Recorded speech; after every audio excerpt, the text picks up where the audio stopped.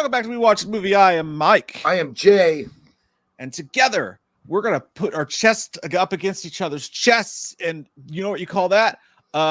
Pizza roll with men. Slip and slide between the chest hairs and all the gay stuff we can muster with each other. That's what it's called. That was what the ancient Himalayan Native Americans called it. Yeah, we're just in touch with our cultural side. Our mystical instincts are finally kicking in. How the hell are you guys? How is it going on this fine Wednesday? It feels like Friday because the holidays were freaking. I went shopping today, dude. I went out in that madness. Whoo-wee, I'll tell you what. It's a dark place. I haven't been into a Walmart since 1971. I went to the mall, dude. I went to the mall. That's like going into the Death Star with the X-Wing, trying to hit that, like trying to blow it up.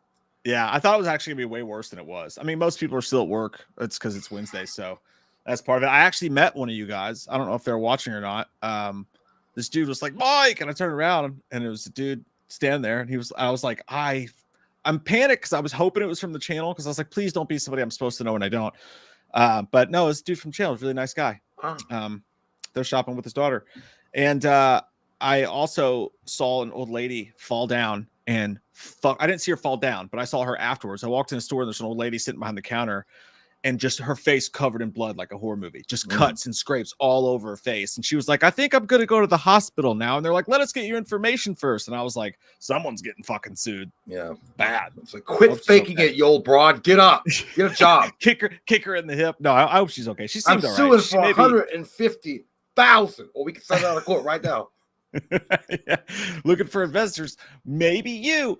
How are you guys doing? Have you got your Christmas shopping done? I said fuck it, and I went home and I got on Amazon and I finished. That's where I got. And then I bought some stuff. I got yours and Cody's on Xbox, and I got April's stuff all on Amazon, and then Katie's stuff I got on Amazon too.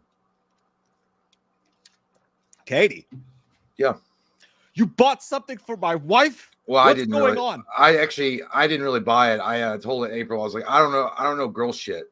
So you need to buy her something. I was like, I know that she's into like crime stuff. Yeah. She said baseball stuff.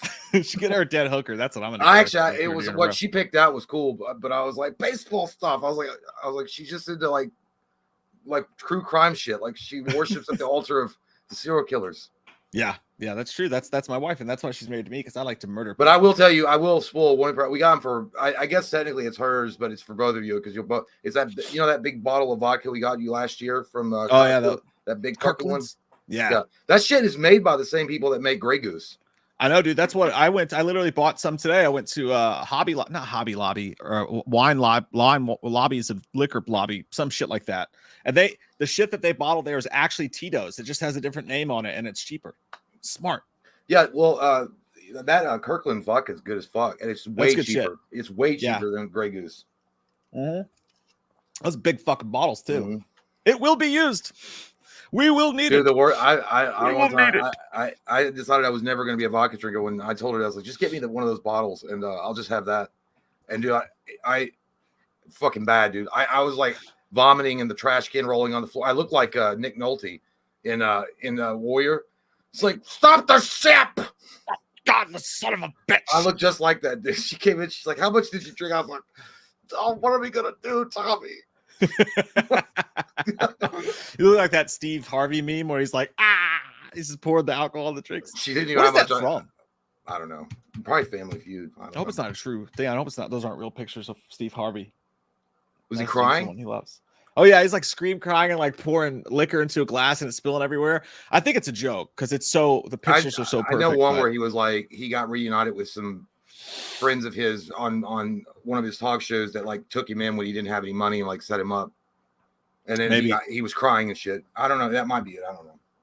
Yeah, it looked like it was a setup for sure. It was a setup. Hey, excuse me, I burped. By the way, we're gonna review Porky's. Hold on. Well, before we read, thank you, Beep Bop Boop Bop. Wait, I will say we're gonna review Porky's at some point later on for the Patreon. One of you guys picked out Porky's. That was a bitch to fucking find. I had to go on the seas with Captain Crunch and find that bitch, and it was like loaded with goddamn porn ads, and it kept fucking stopping my phone, which again, it was completely legal. And I'll tell you one thing about that movie. I forgot that is a clusterfuck of a weird movie. Yeah. That's a weird movie. I'm not saying it's bad necessarily, but it's fucking weird. A lot to discuss when it comes to that movie for sure. There's a reason you can't find it. And it's not because it's bad, it's because there are some things even I was like, God damn. I was like, whoa. We've all grown since then. And I was like, I'm for like, don't try that in small town shit. But even I was like, God damn, man. Like, calm down, Junior. Yeah. It's wild, dude. And that's what we're doing tonight, guys. Later on, we're gonna review the movie Porky's, but otherwise, we're just hanging out and shooting the shit tonight. I hope that's all right with you guys. We don't have any thick topics. We do have thick dicks, but those are for us for dessert after the stream later. So we can't share it all with you. So yeah, whatever you guys want to talk about tonight, fucking shoot. Let's go. It's gonna be a wild one. Anything could happen. Beep bop boop bop bop bop bop bop bop. Says, hey, you sugar sexy pops. Thoughts on Warner Brothers maybe merging with Paramount? That is the big news of the day. And can we still get Jay's reaction to Axel Foley versus 4? Axel 5 Foley 4S. Axel F. The Axel F. The song? The trailer to Beverly Hills. Oh, I see. I guess yeah. I mean, he just wants yours. He wants to see how you feel about it. Well, it's been a while since I've seen the Beverly Hills Cop series, and I thought it was dead in the water after the third one, but I don't have a lot of hope now, especially since he's flirting, Eddie Murphy that is flirting around with a rated PG-13 rating. That doesn't even feel right to say it in my fucking mouth that it's good. Like Beverly Hills Cop is going to be rated PG-13. It ain't going to work, Jim. Yeah, and I think that's just speculation because he's been doing a lot of kid-friendly movies lately. I don't know. It just says unrated right now. It is true though. When was the last time that Eddie Murphy was in a fuck bomb movie? Yeah, I don't remember. But then again, I don't know many movies that Eddie Murphy's been in lately. Can you think of any? Haunted. Well, no, the last time the Haunted Mansion. Yeah, that wasn't his. The original one was. I don't think he was in the new one. No, he wasn't in the new one. I'm saying that's how long it's been since I've known him to be in anything.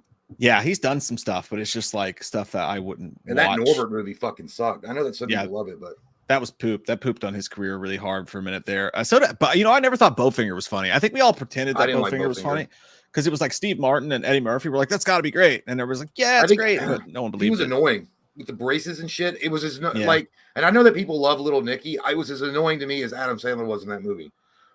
Which one did you just say sucked really bad? Norbit. That it wasn't good, but that did make me laugh a couple times because he was doing that fucking. Well, when he has to be different characters, I mean, obviously the best is Nutty Professor 1 and 2. I liked them both. Yeah, I wish just do a third one. But yeah, I liked Metro. I thought that was underrated. I know not a lot of people like that. Well, back as classics one, you got Coming to America is fucking great. Golden Child is amazing. Boomerang is fucking awesome. Yeah. Boomerang was good too. I think Beverly Hills Cop tops it for me though. Truckin' Inspired says, I need my family back, Garth Brooks. Go get that goddamn son of a bitch is just stealing the motherfuckers like a can of backer, just taking them across the border. Stop that, Garth. Cause I'm shameless when it comes to loving you. Also on some shitty ass news, by the way, speaking of which, I'm gay. My God, well, that's not shitty. That's just embrace of life. I was that fucking game I was playing, Aliens Dark Descent. I ran into a game-breaking fucking bug on the 7th mission. I can't go past it, so I can't play the fucking game, and that's it. I installed the bitch and screamed out into the dark, and I can't. Yeah, they have it fucking. It's a game-breaking bug. Like you cannot. It doesn't like. I completed the objective, and it doesn't save and get me to the next mission, so I'm fucked. You gotta be able to do something. Nope, not until they fucking patch it. Is is everybody having this problem? Yeah, some. I mean, on the Xbox they are, on PlayStation. Oh, so like they're aware of it? Yeah, but the developers don't give it's been 5 months apparently since that game breaking bug has been on there. What? Mm-hmm. Dude, I'd ask for my money back at the very least. Yeah, you have to fight with I mean, I heard it's a bitch to fight for your money back on PlayStation. I don't know what it's like on Xbox because you have to have so many hours that you haven't completed that they'll refund your money in digital. Yeah, so like, I've done that because I've refunded several Maddens because it's a shitty product. I ended up buying it again because I'm a whore for commerce. But you can look. It depends on how many hours you played, but you can call and talk to somebody, and surely they would understand that. Surely they're not gonna give a fuck. They're like, listen, you fat nerd, I don't give a shit that you can't complete your fucking video game. Go get a fucking life and touch a tit. That would be a funny ass. You should record it just in case they say Yeah, that. I was like, I'll start stopping and crying like, that's so sad. If I don't do it, fucking xenomorphs will get out. Why'd you call me fat? You don't even know me, Ted. Is that you? Rootin' Tootin' Text Tootin' says you will be punished for your crimes. I thought this was about to be one of those comments I get sometimes. They're like, God's gonna punish you, Mike, for your fucking sinning, you piece of blasphemous you shit. are a blasphemous piece of shit. It's coming for you. Sorry, Like a God's lightning not bolt real. right in the crack. The It's aliens coming made for you. us. You fucking atheist bastard. On God's birthday. It's not even God's birthday. Christmas is Jesus's birthday, and then April is the Easter Bunny's birthday. Christ is God made flesh. Read a Bible, you fucking heathen. Oh, Christ got me. See, well, who fucked Mary? Huh? God put that's a a seed sin. in her. He put a seed in her, and it was a magical seed, and it wasn't his wiener. You heathen.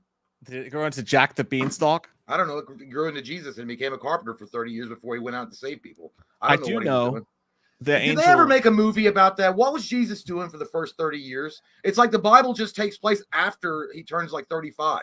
Isn't that Passion of the Christ? No. The prequel? No, they didn't even show it. And the whole thing with Mary Magdalene. Magdalene. I don't know. There's some weird. I don't know. It's just weird. Maybe they didn't really. Maybe it was boring. They were like, yeah, he was just like a kid and he was running around, like making like butterflies appear and like pulling lightning down and electrocuting people to show off his power. And then he wised up when he got 35. We just didn't record all the other shit before. Yeah, I want to know about the first time Jesus saw he had a dinghy. Well, I mean, if he's God made flesh, he knew it was there. He's like, I made that wiener. Yeah. I knew that wiener Dad, was there. why did you do this part particularly? Do you think he asked his dad questions? Hey, like, what's this thing do? What's that do, Dad? And he's like, I don't know. I'm going to flood the earth and kill all the humans because I love them so much. That was but that was Noah.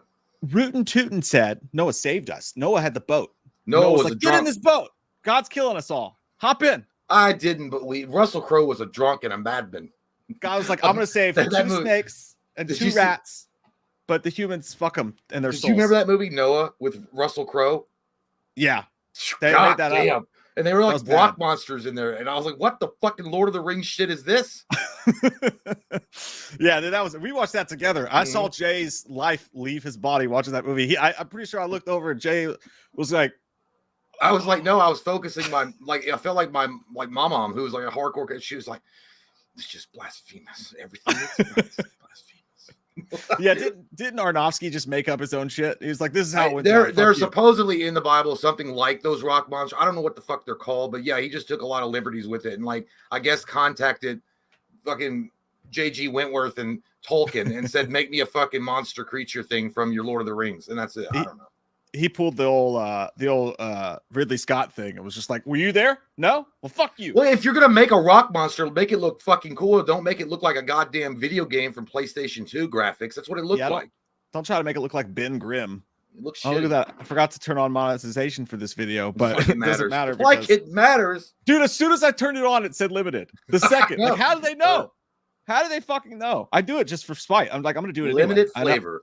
I know you're gonna say no, Dad, but I'm gonna ask you if I can go to the mall anyway. I had to well, anyways, now that I've upset 2 to 4% of our audience, Rootin' Tootin' says you will be punished for your crimes against Dracula. In the name of good health, I put the Flintstone vitamin in my shine. It's making my brain rot, Bubba. Do you just sit around and think of this shit in your bunk? Thoughts on Buffy the Vampire Slayer? First off, I want to say how amazing and it is very inventive for you to put your Flintstone vitamin in your shine. I ain't never heard of that. That means it's like when you get hungover, you're gonna immediately feel good right afterwards. Though it's gonna have all that vitamins freshness in it. I don't know. As far as Buffy the Vampire, are you talking about the TV show? I never watched it. The original one's great, the movie, but I don't know anything about I never watched the show. You never watched the Buffy show? I thought you were fans of the Buffy show. I'm not. I'm not. I don't like that shit. I thought it was fucking boring. I think I watched a couple episodes and I never got in. I watched the first episode with her. And it's just I couldn't get into it. I never watched it either. But she was hot. There was that. But the movie I did love. I loved the movie as a kid. My sister used to watch it all the time, and I would throw it on. The movie's great. Yeah, but I never could get into the show. But putting the Flintstone vitamin gummy in your moonshine is probably a smart choice. Honestly, I think that's probably that's about as healthy as you can get. Honestly, that's basically. like drinking one of those green shakes that people drink. Michael Park says Marvel's planning on splitting Secret War. Hey, we skipped something. Hold on, Michael. I swear I'll get right back to you. Someone super chatted a question, and we never actually talked about it. Oh yeah, beep bop boop. Sorry, dude. We talked about the Axel. We didn't talk about Warner Brothers merging with Paramount. Totally forgot that. I didn't realize that. There's I'll pull it up for you because it's stupid and it's weird and it's small and dark like Jay's dick. How does these people keep on doing? Like I'm actually shocked there's not more monopoly cases against these people. That's what they said too. They were like, there probably won't be any pushback because they don't have a big foreign market. So there's no question of monopoly. I don't know how that shit works. Of course, it's the only news story I saw today. Now that I'm looking for it, I can't fucking find it anywhere. Come on, bring it to me. Daddy want to fish. What in the fucking hell fart?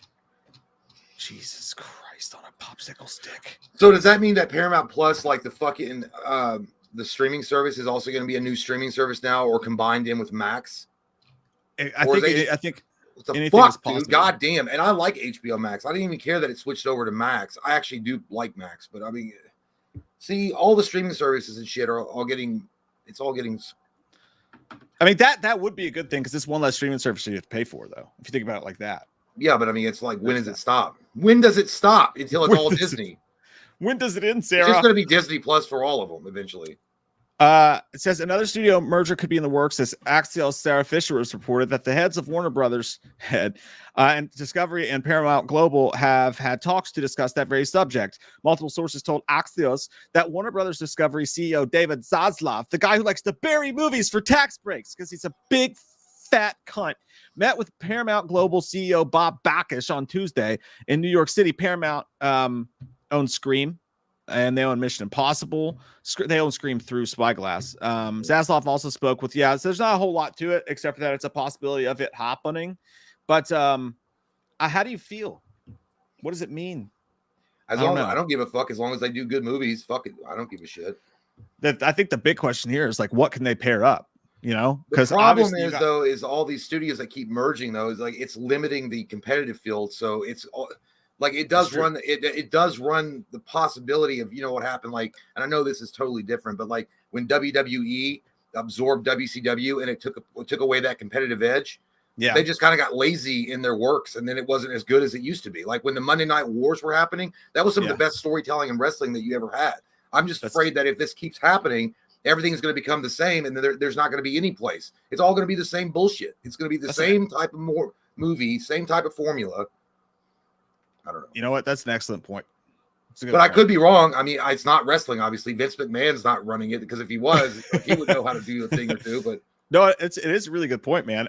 It's like with a power company. Like they can bend you over and fuck the shit out of you, because guess what? You live in that area code, you have nowhere else to go. Well, that's how. Yeah, well, that's why the monopoly laws are in place, so that they can't do that. Like, because the one that loses in the end on monopoly is the customer.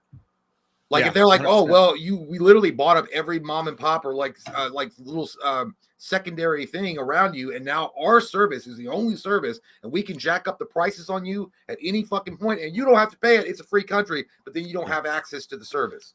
The same as EA owning the official license to the NFL. They can just put out dog shit every single year in Madden, and nobody can compete with them. EA Sports, it's in your mom. It's fucking. Cody used to do all every time we play a game, Madden, like EA Sports, he go, it's in the fucking game. EA Sports, it's in your butt. It's in your ass, Steve. Do you like it? But no, the only thing I thought, being a fucking 12-year-old, is Nightmare on Elm Street and Scream under the same roof. Yeah. Well, I mean, that's like, that could work, but I mean, at the same time, I think more people are going to be worried about. Well, I'm not worried about it. Like, as long as they just make good movies, I don't give a shit. Right. And to be fair, Warner Brothers is classically fucking idiotic with their titles. So maybe Paramount can play with it and finger that pool a little bit, and maybe can do some things with DC here and there. Maybe Paramount says, hey, we'd like to play with Freddy. We'd like to. Well, Warner Brothers, dangle they already are making a right. I mean, they got they got Gunn to reboot the DCEU to make it whatever. I mean, and if they're smart, they'll stay the fuck out of it. There'll be no studio involvement, and just let him make the universe like they should have let Snyder, and we'll see what happens with the DCEU. Well, I don't know. They say that, and they're like, "Oh yeah, but the toy markets, we can sell a lot of shit." Yeah. Well, they don't. Marvel's tanking right now, so they don't have anybody to copy. So maybe they'll just be like, we can't really try to copy them anymore. So maybe we'll just let you do your thing. By the way, this isn't really related, but I was reading about, I just got done watching Alien 3, and then I just started Why? Alien. Right? I don't know, because I watched Alien. I was playing Alien Dark, the game, so I got into watching the movie. So I watched Alien, then I watched Aliens, then I got to Alien 3, and I was like, oh. And then I got past that, and then I was like, here comes the real big butthole that it's stinking. I can smell it. It's on the horizon. It's dry ass, and I can smell it. And I got to it, and I've only 10 minutes into it, but I'm already fucking hated it. You know what the problem is, though? And I didn't know this. Joss Whedon wrote that fucking script. Yeah. He wrote the script for Resurrection, and then he blamed it on everyone else. And then, so I was reading Reddit comments about why that movie sucks, and they're like, it's classic fucking Whedon. He's like, that movie is completely Joss Whedon. And he's trying to say that it was studio involvement and they changed this and they did that. And he was blaming the director. And he's like, it's literally a Joss Whedon movie with the goofy fucking one-liners, the Ron Perlman stupid shit in there. He said the French director that they got for Resurrection did his best with what I don't know, they Lloyd. gave The him. French are assholes. Yeah, they are assholes. But literally, and he goes, but that's Joss Whedon was the one that he came out. He blamed Age of Ultron. He said that's what the studio did, even though they had more one-liners in that made everyone cringe. And then when he did what he did with the Justice League, he typed that on Twitter. I tried, guys. And he goes, who the fuck asked you to come in and fucking save Zack Snyder's movie? Nobody. Yeah, I tried. Yeah, he said I tried, guys. That guy got lucky as fuck with the Avengers, man. How did he do it? Like, how did that dude, like, that was his Rocky moment. Like, he had no fucking, like, if we knew what the hell was actually going on with Josh Whedon, he stumbled his ass into the Avengers and made a great fucking movie with the first one. You can't. Who knows how? The Avengers was fucking highlight material. That was great. I mean, and but that was like one of those movies that just perfectly lined up with Whedon's vision. Like, it worked with everything. And he also had a lot of people that were counting on this movie to be amazing, and so he probably had a lot of other creative consultants in on it. But then, like, he just dropped the ball in Age of Ultron. I never thought Age of Ultron was anywhere close to what the first Avengers was, and the better movie that came out of that phase was Winter Soldier. Yeah, like that was like 100%. That was the brothers that did that. Can't deny, though, that one of the funniest movies in the MCU history did come out of the Avengers too. When Tony Stark busts through that door and he's like, "It was a great party," and that guy goes, "No, it wasn't." No, he said it was a good. He's like, it's a good talk. It's like, no, it wasn't. That was funny. Yeah, I did like that. That shit was great. Highlight of that movie for sure. Michael Park Titan, we are back to you. Says Marvel's planning on splitting Secret Wars into 2 parts, like an ass crack. They also keep giving us little updates on X-Men. They're trying to stuff the stench of everything going on under the hood. Is what they're doing. Yeah. Well, I figured Secret Wars should have been a 2-parter series anyway, just because in the comic books it's like I think it's 8 issues. Like or maybe like in Secret Wars 2 there was like 10. No, there's 12. Like Secret Wars the original. I think the original. Phase. Well, in the original Secret Wars, that's actually how Spider-Man got his symbiote suit. The first time it appeared was in the Secret Wars. Number 7, but I think that was either an 8 or a 10 limited series in the first Secret Wars, and then there was a 12 limited series. So I mean, it was a long series in the comic book. So I never expected it to be one movie.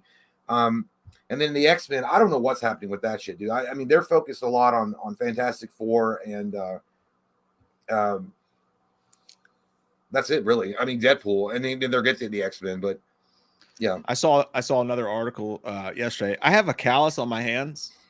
Don't ask jacking off. It's none of your business. All right, my dick is made of glass. Fucking, I rub it. I rub my dick in broken glass before I touch it. Must be a cable wire. Yeah, it helps for how small it is. It makes it. It might be small, but at least it's spicy. No, I saw today. I have callus on my hands, and I went to wipe my mouth, and it just cut the shit out of my lip. At least it felt like it. I saw today or yesterday. Like comicbookmovie.com or some shit put out. There's a rumor that the new X-Men Rebirth from Disney is going to be very female centric. Oh God. And it's again, my immediate response was, oh God, that's bait. That's fucking bait. That's bait. That's what it is. They know that anger will get clicks. They know it. And X-Men's half female anyway. It's already semi-female centric with Rogue and Storm. At this fucking point, I'm like Jack Nicholson in The Shining when I hear that shit. When he's like when Wendy starts blaming him for choking Danny, and he's sitting there going, When he's like, I look like that now. I'm like, I don't even fucking care anymore. At this point, fuck it. It's all crazy shit. Like, let Jennifer fucking Lawrence direct the goddamn thing. Since she in the last movie was like, they should be called X-Women. Yeah. They shouldn't be called all the women saving everyone around here. You should change the name from X-Men to X-Women. The entire time they're just going to sit around talking about why it's not called X-Women. It's not true though. Like, I don't think it's true. I think it's just people knowing that they will get rage clicks and retweets, and that's what the world runs on now. You know, I think that's all. I'm not going to feed it. Feed your lawn. Feed it. You see those commercials, dude? I have seen those. Yeah. Yeah, the guy goes, feed your lawn, feed it. I don't know why he adds the extra feed it. It's really stupid there. Trey Filmetta, what's up, dude from Green Day? Hey, fellas, hope all's well. Just got the Scream Trilogy box set on 4K. What? That's not a fucking thing, you liar whore. You lying fucking whore. And ooh-wee, it's beautiful. You guys have any new 4K pickups movies you want to pick up? No. Pick up. I don't know. Don't you have to have a 4K TV to play 4K movies? Yes. Apparently, someone said, because I got a PlayStation 5 and I was like, I don't own a 4K player. And they're like, oh, a PS5 does have a 4K player inside of it, inside of you. But I was like, oh, well, but my TV does not put out 4K. I'm pretty sure it's not a 4K TV. It's a smart TV. It's just not that smart. This shit is wild, dude. I didn't know this is a fucking thing. Oh, that's that. Release date 10/3. It's been out since fucking October. I'll put the system on trial. I don't know. That's the thing. I actually do have Scream 1 and 2 on 4K. I don't have Scream 3 yet. That's a sexy box. Add the shopping cart. $48.99 is not a bad wife, pick this up for me. Yeah. Do it, wife. I have an addendum to my Christmas list. If you could just run to Best Buy real quick for me. That's awesome, dude. Specifically, I don't have any. Yeah, specifically, no. I've not been able to get Jay on the 4K train yet. Although we did get some sweet ones in that box. I don't have a 4K. Apparently, I have a 4K player. I don't have a 4K TV. Yeah. So I don't know how much that shit is. I'm not gonna go out and I'm already on the Affirm. My ass is already on the line for a PlayStation 5. Okay, I gotta keep making payments on that. Yeah, they're actually not that bad. I mean, with Christmas coming up, 4K TVs aren't as much as they used to be. I think they're almost all 4K now, right? Unless you get an Insignia from 1994. No disrespect. TV. Solid TVs. What? Don't talk about my secondary TV that I use. I think we got an Insignia around here somewhere. I'll tell you what, man. My TV is a Hisense. It's a Hisense. Yeah, there you go. Yeah. No, I know that's literally my TV. And the reason why I got that TV was because my brother was like, dude, it's a good fucking TV. And I was like, you're only saying, no, listen, I was like, dude, Cody's manipulative. My brother is. Yeah. He wants me to get a shitty brand so that when it fucking breaks, he can laugh about it because he doesn't want me to get something better than what he's got. So he'll say, oh, it's good. He's probably got a Sony Bravia fucking nice, smooth ass plasma, holy shit package. Great all the way, and he knows I could get something like that. And instead, he's like, "Dude, get the Hisense, dude. I would love to get the Hisense, but I already got the Sony."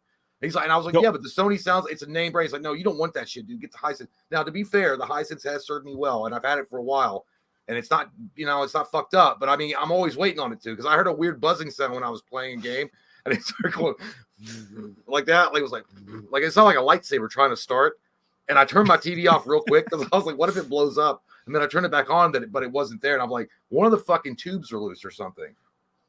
And but I was like, that was that's Cody. And I was like, dude, that's the last time. Because he was like, dude, we'll go to Walmart right now. I'll go with you, man. We'll go pick it up.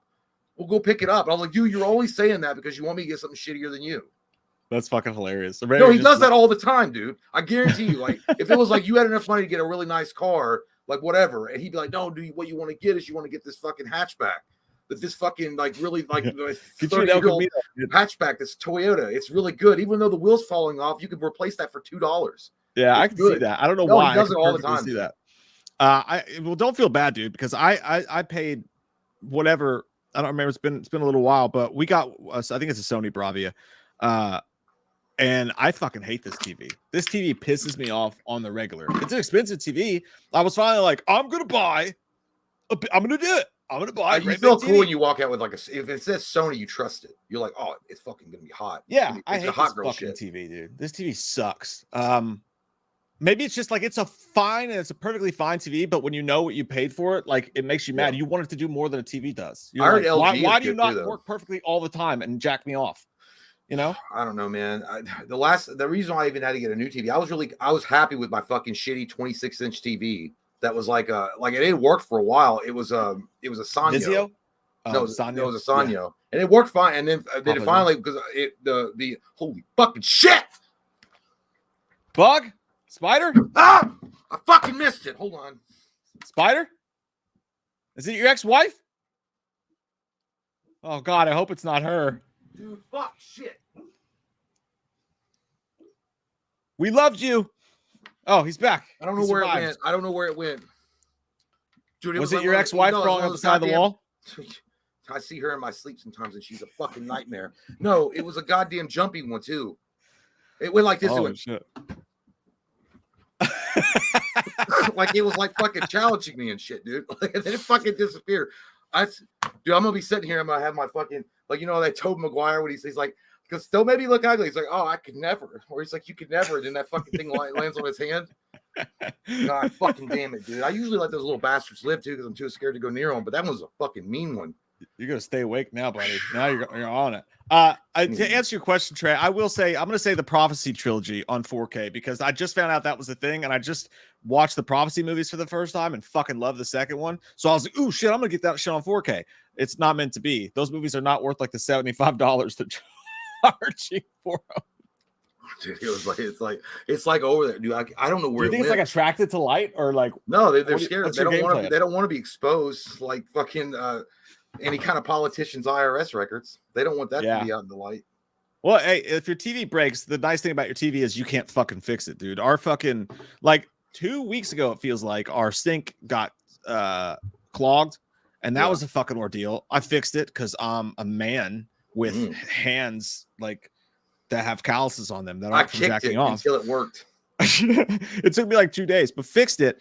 And then today, the fucking dishwasher started leaking, pouring out of there. Tried to fix it. That didn't happen.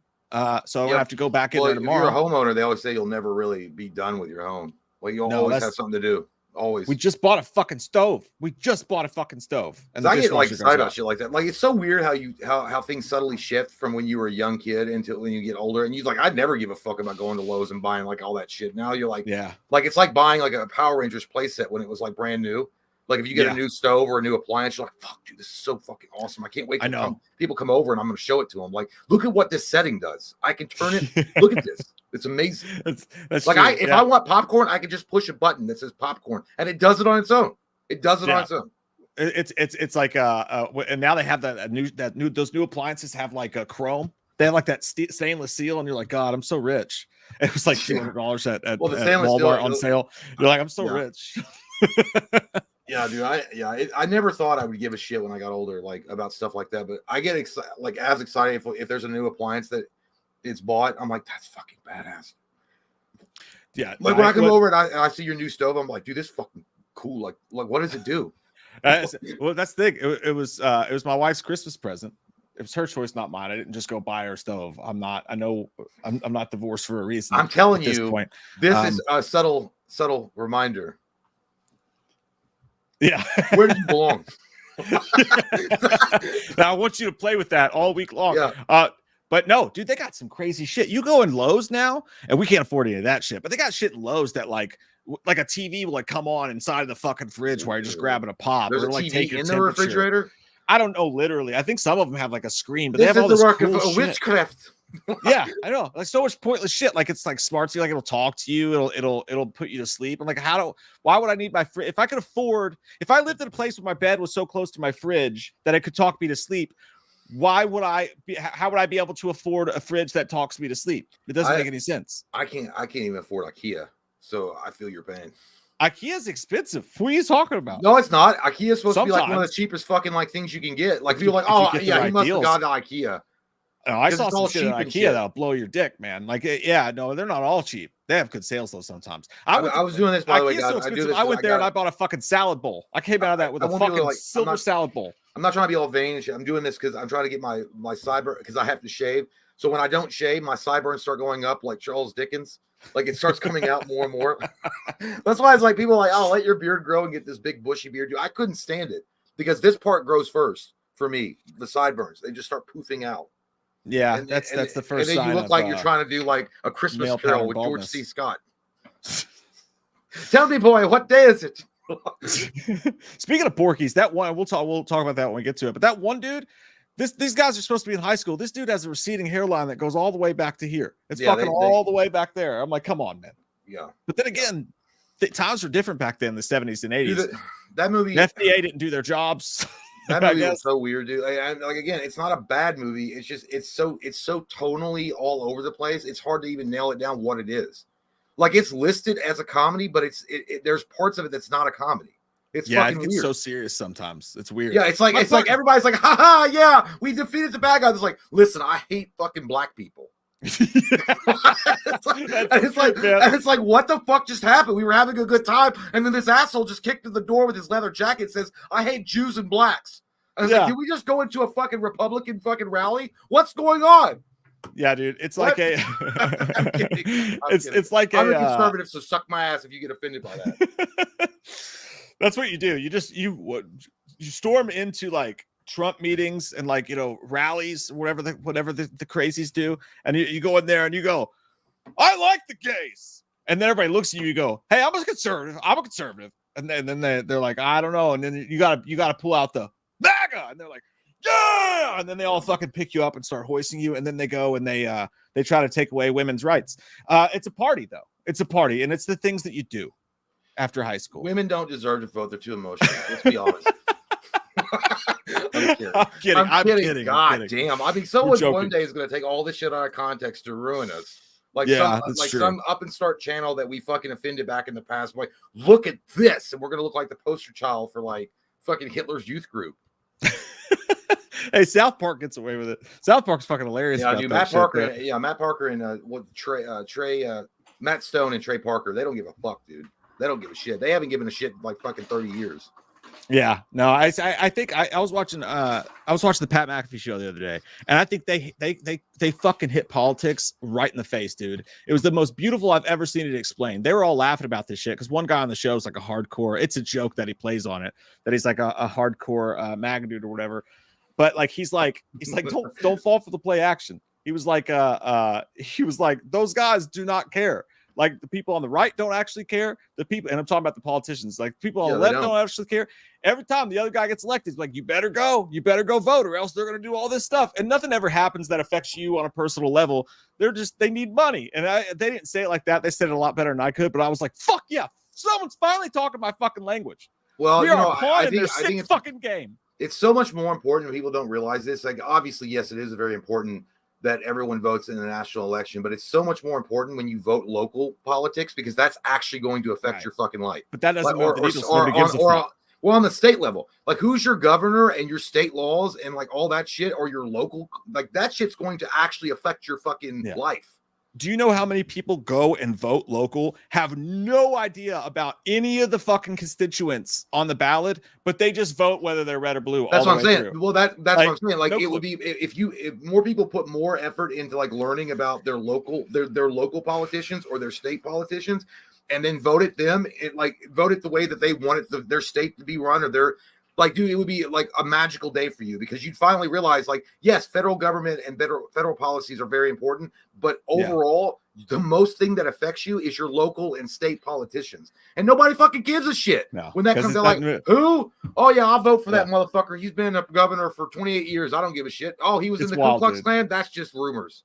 People hate other human beings, hate them to the death over some rich dude who couldn't give a fuck less, who's playing you like a fucking harp from hell. Dude, it's funny. It's funny to me. All that shit that you see, the fighting that you see between politicians, Republican and Democrat, it's so fucking hilarious because it's so theatrical. They act like they're throwing like these big mega bombs at each other, and they're like warring, and they're like, look at my people and look at you. And then secretly, after they're fucking saying that, they're like, hey, Ted, are you going to be down at the bar later on? We're going to be having like a fucking Jello shots off some strippers' tits. Yeah, I'll be down there. And the Democrats and Republicans are having like fucking shots off some tits of a stripper. And they're like laughing at all poor schmoes on there. Like, look what this fucking dude said. Look what he said. Fucking idiot. And they're all laughing at you. And they say it too, like once they get ousted, they're like, "Oh yeah, it's all bullshit." But nobody cares, nobody listens because they, why are we doing? Let's stop talking Bernie about this. Sanders might be the only one because he's so old, nobody fucking invites him out. They're like, "Fuck that guy, Bernie Sanders." He's like, he fucking shit his pants. Oh yeah, he's a party pooper. He's too old for sure. Yeah, no, they don't invite him. They're like, "That's all you're gonna tip." I'm not gonna invite my dad out with the strippers. Are you idiot? You're at the strip bar with Bernie Sanders. He's like, "That's all you're gonna tip." These people These people depend on these tips. Put it in a collection bowl and everyone equal it out. I'm a socialist. Oh, me. Michael Parton says, wish we got updates on Crystal Lake. Me too, dude. But apparently they're writing it. I didn't know that. Somebody put on Instagram a while back that they were writing it. So there's that. There's that. I'm still weirded out about the whole. So Crystal Lake is going to be a prequel to Friday the 13th, I'm assuming, and that's where the writer Jay, that got you the don't right. listen to me when I talk to you. What are you saying? I have explained this to you 17 times while inside of you. Say and on the show. I'm giving up on you. It's a pre-remake QL. That's stupid. I don't even It's like going to that. start before Jason. That's what I said. I said it was a fucking prequel. I said, is it? You were like, It's going to start there. It's not going to finish there. It's just going to Listen. start there. don't come at me like I'm your girlfriend that I cheated on you and you're blaming me for your insufficiency. Why would you bring for that being in up the right bed. now? Those are painful memories. Those are real problems that real people have. I'm sorry that you never make a mistake. Who is the guy that the writer that won the Brian right, Fuller, whatever his name was. Hannibal. I guy. still get, I'm glad that, if he did get fucked by what happened, cool. But dude, the Friday the 13th thing is such a fucking mess in my head. Like, it's such a mess. Like, the way that I know it's all done now, but it's like, okay, you're allowed to use Jason and Crystal Lake and all the characters, but Paramount and Sean Cunningham are allowed to use certain parts of it as long as they don't call it Crystal Lake or Jason. And they also can't use the mask. Or no, they can use the mask, but the prequels aren't allowed to use the hockey mask. It's fucking weird, dude. It's so weird. You better put a Tic Tac in that mouth. Smells like pee. No, they have all the rights to everything on the show. I don't know how they worked it out, but they have the rights to everything they want to use on the show. I don't believe them. You just want to complain, don't you? No, you I don't want to believe be them. happy. I'm going to go to the state Supreme Court. I don't believe you. You got me, Joe. El Shappy reacts and says, first time donator, but long time fan. Did you guys see No One Will Shave You? One of the best alien movies I've seen. Also, Blink-182 fucking rocks. Actually, this is my side account. Hey, thanks, El Chape. Thank you, man. Welcome aboard. Welcome on to the channel. And stay around. I like no one will save you. No, nope, never seen that. Sounds fucking scary though. And it's dude. No one will save you. Like, you're abducted and there's like a probe going right in your asshole. And you're like, oh, someone's going to come. The military's going to come. And you're like, no, bitch, you're like half a click away from like Jupiter. No one's coming. It is there. I mean, there are aliens. Yeah. No, it's a dialogue-free film. It's like an alien home invasion movie. It was it's on Hulu. It just went straight to Hulu, but it's fucking dope until the end. That ending, El Shappy, I love that fucking movie so much. It scared the tits out of me. Like, freaked me the fuck out. I loved it. It's in my top 10 horror movies of the year. But I will say that ending was dope. Is it available for rent? You don't have to rent it, man. You just watch it on Hulu. Just turn that shit on. I ain't got Hulu. Is it available for rent, or is it possibly upon the seas of the high? It's definitely on the seas of the high weeds. I must book a new cruise with Captain D and Captain Crunch. The Sasher, the Badger. Long John Silver's out there. We must hunt him down. It lives in a pineapple under the sea. Where's the rum? Where's the rum? Hey, welcome, El Chappy. Thank you, man. Fuck yeah. And you're right. Blink-182 is the fucking tits. Courtney Reed. Whoa, that was actually not intentional. It's like my throat slipped on a. You sound like a robot having an orgasm. Up on the daily. Like R2D2 having an orgasm. But Arkham Asylum connected to guns, DCU. I mean, maybe. Which, by the way, I don't know why a movie hasn't been made of the Arkham Asylum games. I mean, it's clearly the best candidate for one of the best Batman stories ever. I don't know. Yeah, 100%. Maybe. Could it be true? They just said something about that. Let me look it up because I make sure. Because I'm pretty sure this. Do you ever think it's like because these directors are like they look down on video game writers and they're like, I'm not going to use a video game designer or writer's story for my movie. You might be right on the Hollywood screens. Are you out of your fucking mind? You might as well say we're going to make a Roseanne movie. Shut the fuck up and stay in your lane, whore. Correct. I think it is. Forbes says James Gunn now says the Arkham series is DCU, but the Batman and Penguin Arnault. That's confusing. I don't know what you're doing, James. That's true. That's very confusing, dude. I'm confused. I look like him right in that picture. Say you will, say you won't. Make up your mind tonight. What's it? He says, don't talk to me.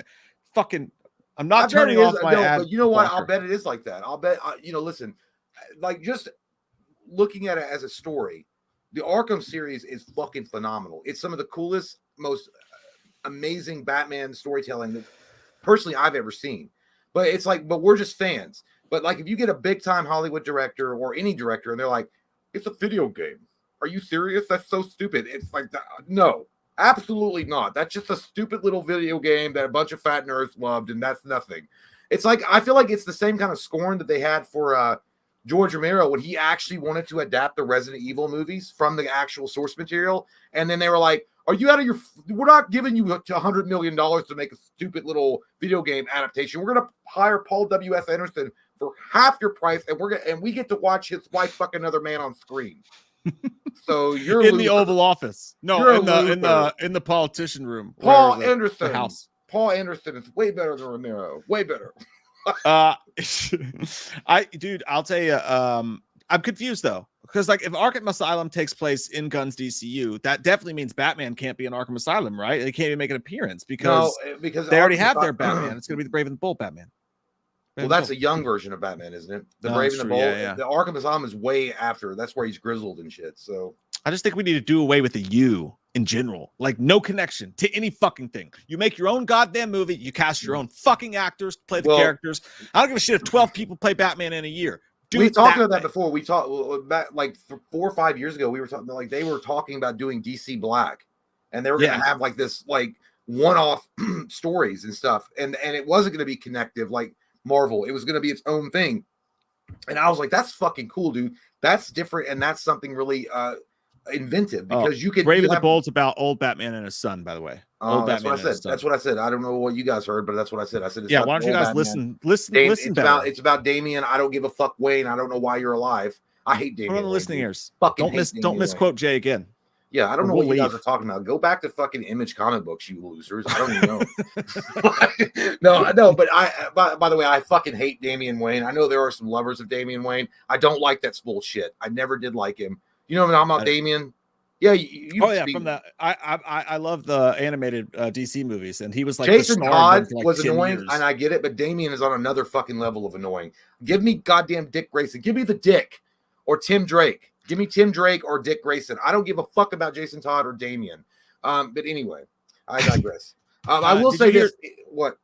Zack Snyder said in an interview a couple weeks ago that if he could direct any movie, it would be Planes, Trains, and Automobiles 2. God damn it, Jay! You buried the lead. It's the Return of the Night, the Batman, the Return of the Bat, Dark Knight Rises, Dark Knight Rises, Dark Knight Returns, Dark Knight Returns. Frank Miller, Dark Knight Returns. He said he would love to adapt that. Yeah, and he would but be done with did you ever read that story? Oh, I love that fucking book. You like the second one better? This Dark Knight Returns was all right. The Dark Knight. No, the Dark Knight. There was two different. No, I mean, you're getting yourself confused. The Dark Knight Returns was Frank Miller. Then he did another one called The Dark. There was another Dark Knight comic book that he or graphic novel. Dark Knight. Yeah, it is. George Clooney. Put that. No, the classic. Probably the most famous Batman comic book of all time. That the Frank Miller. The Return of the Dark Knight. Two different. God damn it, Dark Knight Returns. Shit, fuck. Yeah, there's two of them. Frank Miller did two. He did the Dark Knight, right? The first Returns, and then the first one. Yeah, okay, and then he did another one. Anyway, yeah. Yeah. If Zack, listen, I would let Zack Snyder direct anything he fucking wanted. I wouldn't. If I owned Warner Brothers, I'd be like, dude, whatever you want to fucking. If you want to direct Squirrel Girl, I know that's Marvel, but if you want to direct fucking Squirrel Girl, you can do it. Yeah. Are you gonna watch Rebel Moon? Yeah, and it makes me sad because that makes me look at what could have been with Star Wars. Yeah, I'm gonna watch it, but I mean, it makes me fucking sad because it's like all the potential for an amazing Star Wars movie right there, and it's gonna be like, oh, it's not Star Wars at all. Yeah, I am excited for it. I think it comes out next week for us. Well, I'm actually looking forward to watching the Von Erich thing, the wrestling movie. Iron Claw. Iron Claw. Iron Claw. I also want to see I guess it's going to come out. Dude, that's something we didn't put down on our 2024 list, but it's 100% what I want to see that Hemsworth Hulk Hogan biop. I didn't see it I don't know anywhere in when the it's supposed to fucking come out. trades. Yeah, dude, he got huge for that. I know. fucking I'm movie. saying I've seen he's got the mustachio. Where's it at? Ooh, Rebel Moon comes out tomorrow, you sluts. Fuck yeah. I thought, It's gonna be exciting. Maybe with No, the but I stream mean, we talk about it. Not can tomorrow, someone but can someone next tweet stream. Chris Hemsworth and ask him where the fuck the Hulkamania runs over Yeah. you? Is that all right? I want to see that. I gotta go pee though. Chris, go pee, slut. I'll be back. Okay. Chris Hemsworth, Hulk Hogan movie. Give it to me, Google. Tell me the truth.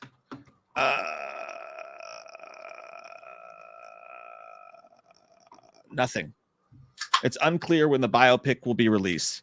Directed by Todd Phillips. I didn't know that. This is wild. That guy got really fancy in his pantsy. Quasi Juice 21. That fucking picture, dude. Yeah. Evening, lads. Rovenary here. Rovenary. If y'all serving a life sentence in jail, which resurrection movie would y'all watch 24 hours straight of to leave jail immediately after? Halloween, Resurrection, Matrix Resurrection, or Alien Resurrection? It's a beautiful question. I'll make sure Jay answers this as well. The correct answer to this, 24 hours straight of one of those movies.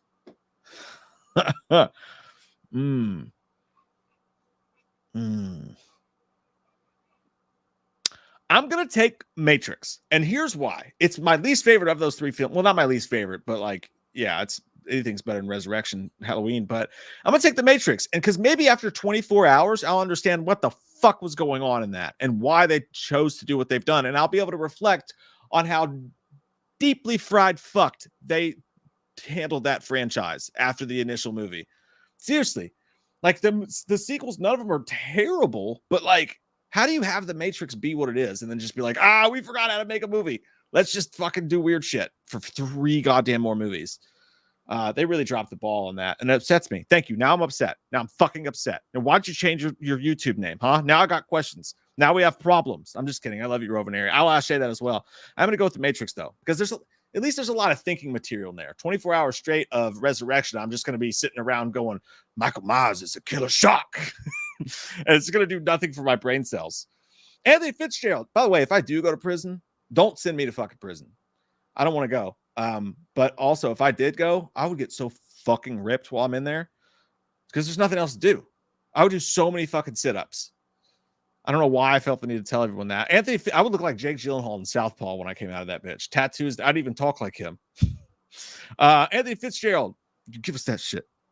Rich people, give us that shit. Anthony Fitzgerald, what's up, guys? How would you feel about Stephen Lang as Dr. Loomis? Look, this is going to be unpopular because everybody loves Stephen Lang. He's just one of those people that when he was born, the doctors were like, God, I love this fucking baby.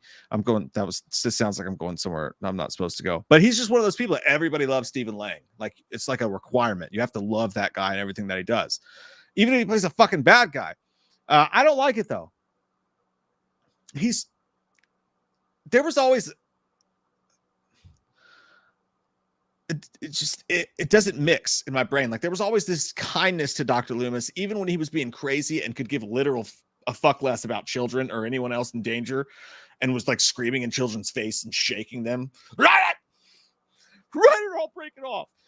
When he was doing that shit, Stephen Lang does have like a sadness behind his eyes, but I don't see like a kindness there. There's just like this almost grandpa-ish thing about Dr. Loomis, you know, that he would come over your house on Christmas and he would just wrap you like a used ashtray, but he would just smile at you while you unwrapped it because he didn't know any better and no one would get mad at him for it. You know, if Stephen Lang did that, I would just feel like, have you started doing heroin again? Hopefully he doesn't have heroin in his past because I just made a really terrible joke, but like, you know what I mean? Like it would be like that. I guess that's what I'm saying. Like the wavelengths are off for me, but I get why you see it and would want to see it. It makes sense to me in that fashion for sure. Anthony, good question. Jay. Yeah. Dude, that spider's on your jacket behind you. No, it's not. No, it's not. I checked before I came back and sat down. Fuck. It was funny, dude. April woke up. She was sleeping. She's like, I woke up suddenly because I heard you screaming, fucking shit, whatever. Is that spider? And she's like, I thought you and Mike were fighting. And I was like, no, we would have discontinued the stream and it would have been like next week. It would have been like a Monday Nitro ending. We're not drunk enough to scream fight yet. No, it would have been fun though. It was like we would have just fucking marketed that shit. She's like, so you were streaming? No, Anthony Fitzgerald asked a great question. How would you feel about Stephen Lang as Dr. Loomis? I could see it. I mean, he's a little old though. That's the only thing. I mean, Stephen Lang's up there in age. Yeah. I mean, he could. I mean, he could pull it off. I think Stephen Lang would have been a good Cable. Yeah, he would have been a great Cable. It's just the eye just fits in his fucking head. What if he got down by Michael and he'd be like, "Please, Michael, don't do it." Like he was ice. He's like, "Please, Michael." He's like, "Please, Michael." He's like, "Look here, Michael. Law just don't go around here. You heard me?" Or he would tell the sheriff that law just don't go around here. Heard you the first time. Put it to the king. Shut up, Ack. Also, a good question from Rovenary. He asked if you had to watch a movie for 24 hours straight to get out of jail immediately from a life sentence, and the choice was one of the resurrections, would you pick Halloween Resurrection, Matrix Resurrection, or Alien Resurrection? Like you had to watch it for 24 hours straight. 24 straight hours. Which of the three? Oh fuck, dude. I guess I'd probably go. I'd probably go with Alien Resurrection, even though that's such a dog ass water movie. I mean, there are certain parts in it that was sort of good. I mean, and Brad Dourif's in it, so it makes up for a lot of it, even though he has a shitty character in it. But I do love me some Brad Dourif. I said Matrix Resurrections just because maybe after 24 hours I'll under fucking stand. I would have loved that, but it's so fucking cringe and shit. I can't. I mean, it's just so bad. It's just over the top bad. But yeah, this is true. We are at 8:12 p.m., good sir. Okay, I see that. And I shall retire for my slumber. Okay, I see you. See you soon. All right. 8:12. He didn't. Okay, yeah, I see where we are. Okay. Anthony Fitzgerald, thank you so. Shut the fuck up. Now listen here, guys. I have my favorite thing coming up. I'm going to go grab my penis and I'm going to put it in the neighbor's asshole, and he's around. He's out back. That's why I have to run real quick. I can smell this crack from here. It's going to be so wonderful. It's going to have such Christmas. I'm going to eat it out too. I'm going to eat his ass literally. I'm going to spread it open like a cake, and I'm just going to stick my face right in there. Ooh.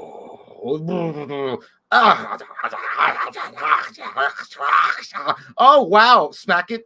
Smell it. Okay, so Anthony Fitzgerald, what's up, guys? How would you feel about Steve? Okay, that's what I already read that. Okay, so Norris at 812 says, thank you so much. Says, you guys thinking about doing any more man versus movie franchise watches? Also, have you guys played the new RoboCop game? It's pretty rad. Yeah, dude. I've actually praised its asshole many a time on the channel. I think RoboCop Rogue City is without a doubt a fan's dream come true as far as a video game. You're literally playing as RoboCop in first person. It's badass. It's got the vibe of the original movies. It's got the violence, the over the top satire. Everything is really, it's great. I wish more people went and bought it because I would love to get some DLC for it and hopefully a sequel. But yeah, absolutely, the new RoboCop game is amazing. That's the game I got for Mike. I got him the Alex Murphy edition for Christmas, and hopefully he'll play that. But as far as any more man versus movie franchises or watches. Yeah, I mean, I'm sure it'll come. I'm sure at some point we'll probably do another one. I don't know what we'll do, but it will definitely happen in the future. I don't know what it's going to be though. Maybe I don't know. I'm pretty sure it's going to happen though, for sure. But yeah, the suffering will begin at some point later on. But thank you, Norris, and happy Christmas to you. Kevin Smart says he also thinks he's smart, but he says, "Hey guys, haven't been on a live stream in a many a month. Lost my job recently, so I have a bit of time in my hands. Great to be back. Love you, sexy beast." Well, I'm sorry to hear that, Kevin, but I'm happy that you're here, and we're all happy that you're here, and we hope that you find another job soon, monster.com, career builder, or whatever you're going to do. But it's going to be fun. It's going to work out. But appreciate you, Kevin. Thank you so much for stopping by and saying hello. Nico, with a badass profile pic there, says, "Great stream, guys. I was wondering, who is your favorite Bond villain? Mine is either Scaramanga." I'm probably fucking butchering that name. Scaramanga sounds like some kind of really shitty like Mexican meal that no one orders. It's like, I'd like to have the Scaramanga, and then everyone's like, look at the gringo. That guy's gonna fucking die. In The Man with the Golden Gun, and Franz Sanchez.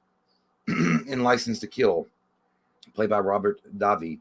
That's a good one. I would say favorite Bond villain.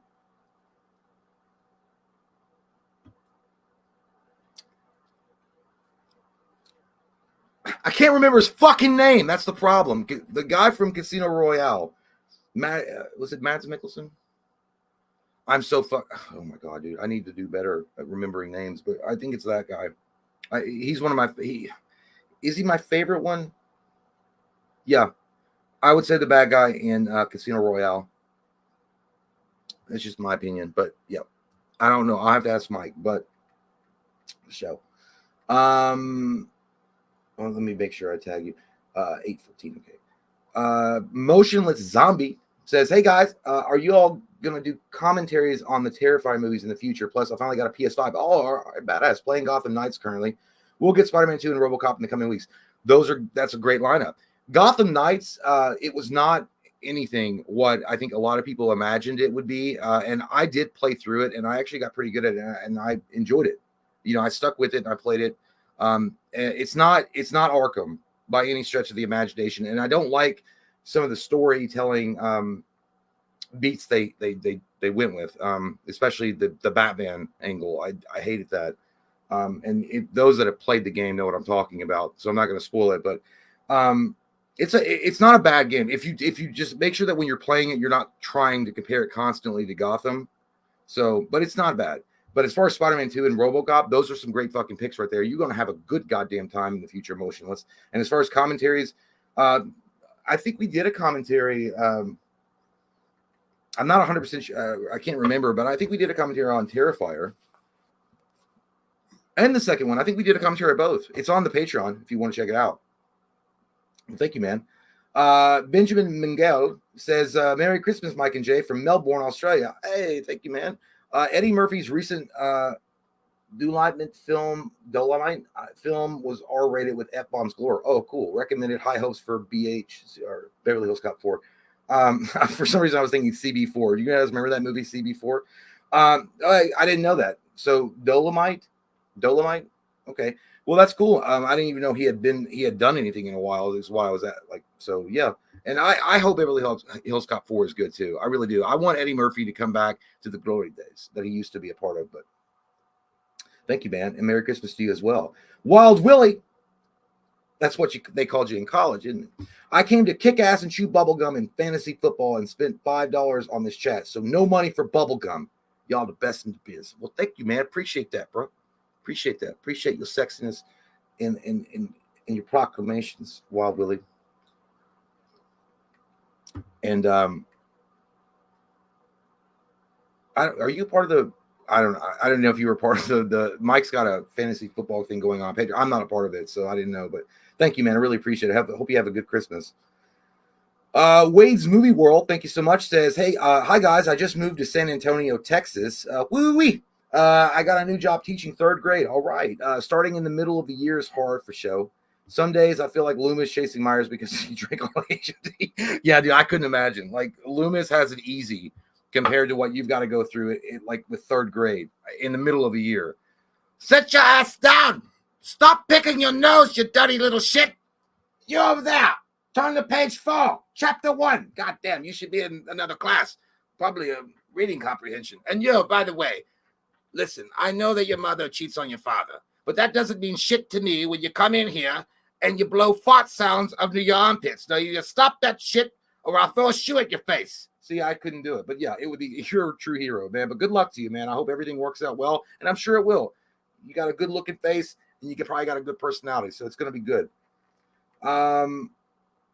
Benjamin, not Famer, says, hey, you handsome motherfuckers. Have you guys seen previews for the game Alone in the Dark? It looks pretty badass. I have not seen the preview for this. Is it a scary game? Like, if it's a super scary game, I probably haven't seen it because I usually like if it's an ad on YouTube, I click off the ad really quick. I go back and get another ad. But I know Alone in the Dark, and I haven't seen Alan Wake 2 is a scary game too, and I hear that's like a fucking banger of an ass, like a badass game. But I haven't seen anything on it. Dan Murphy, backwards hat Jay is my favorite Jay. Thank you, man. I took it off because it was hurting my head. Got invited to see Aquaman 2. Okay, Down where it's weathered, everything's battered under the sea. Better not be as big of a floating turd as Amber Heard. Well, if you know her court declaration was any indication, it's going to be a huge shithole. If it sucks on taking her to court, you should take her to court and make sure that if you want to get out of this, Amber, suck my dick. What? I didn't say that. You'd let her. Fuck yeah, dude. Are you out of your fucking mind? She's hot as shit. No, anyway, there's a question. Who was it that asked? Your favorite Bond villain. Okay, Nico asked your favorite. I couldn't remember in Casino Royale, Mads Mikkelsen's character. I couldn't remember who he was, but that's my favorite one. That's a great one. I'm gonna go with personally, and I only really remember the most recent ones. I'm gonna go Sean Bean, 007. That's a good 006. One. 006. Yeah, because it was cool because he was like a mirrored version of James, but he was just evil, you know. But if it wasn't him, I would go Javier Bardem in Skyfall. Look upon the world. Yeah, Javier Bardem was good too. Yeah, he was fucking great. There was one that just didn't live up to the hype because they didn't do anything with him. Was it in the sky? Was it in Sky? One after Skyrim, or Skyrim. The one after Skyfall. Christoph Waltz. Christoph Waltz, yeah, badass, fucking amazing actor, and it was like he didn't do anything. Yeah, the only great moment he had was the look. It's me, James, the author of all your pen. That was a great line. We're after 8:31 on Super Chats. All right. By the way, is the Patreon fantasy football still going on? Yes, we are in the playoffs currently. Okay, is there a guy named Wild Willie? Yes, there is. Okay, Wild Willie, yeah, he gave us $5 and said, I don't have any more money for bubblegum, but I'm a fantasy football fucking psycho. He didn't say it like that, but that I thought he was. I didn't know if he was in the Patreon. I'm pretty sure he has a great fucking team too, if I'm not mistaken. I could be wrong about that. I gotta look at it. Is it called the Willies? I think it's just Wild Willie, actually. Yeah. Mm-hmm. It's getting kind of hectic in there, man. It's playoff time, and it's fucking frustrating because like you have this good team the whole year long, and then somebody's like, "Oh, I'm sick. I'm not going to play tonight." It's like it's the fucking playoffs. And sounds like when I'm trying to put together a D&D campaign. I can't make it. I'm sick. Yeah. No, I never play. There's no way. There's no way. I would love to do it. I think it would be funny if me, Mike, and our wives got like we were going to do this forever ago. We were going to get together and do a table read of a Michael Myers script. And I think that shit would be, we have to pick, like, I think I was going to do Loomis, and we'd all have to pick a couple characters to do, but that shit would be fucking hilarious, dude. And we could get, even if we could get Cody in on it, and like he could do like Christopher Walken voice. Dude, I think it would be so good. Like, and not even doing characters the first time, just to read it as the characters. I think that would be so funny. Like, yeah, well, I had to do my Malcolm McDowell Loomis is literally probably the same as the Donald Pleasance Halloween 4, 5, and 6 Loomis, but it's just more quiet. It's not as crazy. Yeah. I read that book. It was a masterpiece. It was the same. It's the same. It's the same. It's not as high. Yeah, dude, that would be so fun. That would be so good. I would love to do it. Jordan Decker said the spider's on the ceiling behind you, Jay. No, it's not, Jordan. Shut your fucking mouth. Nuh-uh. Oh shit. Chris Fold with a mustache, chilling, getting drunk, watching Annabelle's Wish. Annabelle's Wish. Man. What is that? That's not a movie. There's Wish Upon, and then there's Annabelle. I don't think Annabelle's Wish is a thing. I was like, did they have an unreleased movie that was a knockoff in China? Annabelle's Wish that somebody just got together and they're like, hey, they're not going to sue us. Annabelle's Wish. Oh no, it's not an Annabelle movie. It's an animated musical movie from 1997 with That's what I said. Annabelle's Wish. Wishes can come true. It's like a Bambi with it's a cow. It's a cow with antlers. Wait a minute. Is it like a little girl like on the cover that's like has a lantern or something? No, it's a cow. It's a cow with antlers on, and it says, "We got cows." I gotta go. We got cows. We got cows. A mute boy and a calf with the ability to speak form a deep friendship, learning what it means to love and sacrifice for another. Oh my God! Listen, Crease, I'm glad you're having a good time with that, but that does remind me. It's like the happy thoughts in my head. Simple Jack. Dude, I'll tell you this, man. Like, I love the holidays for the simple fact that, you know, the kids and stuff and watch them like Christmas morning with the kids is great and stuff. But I'm going to be so happy when Christmas is over. And this is a very selfish thing, but dude, I'm so sick of fucking Christmas ads.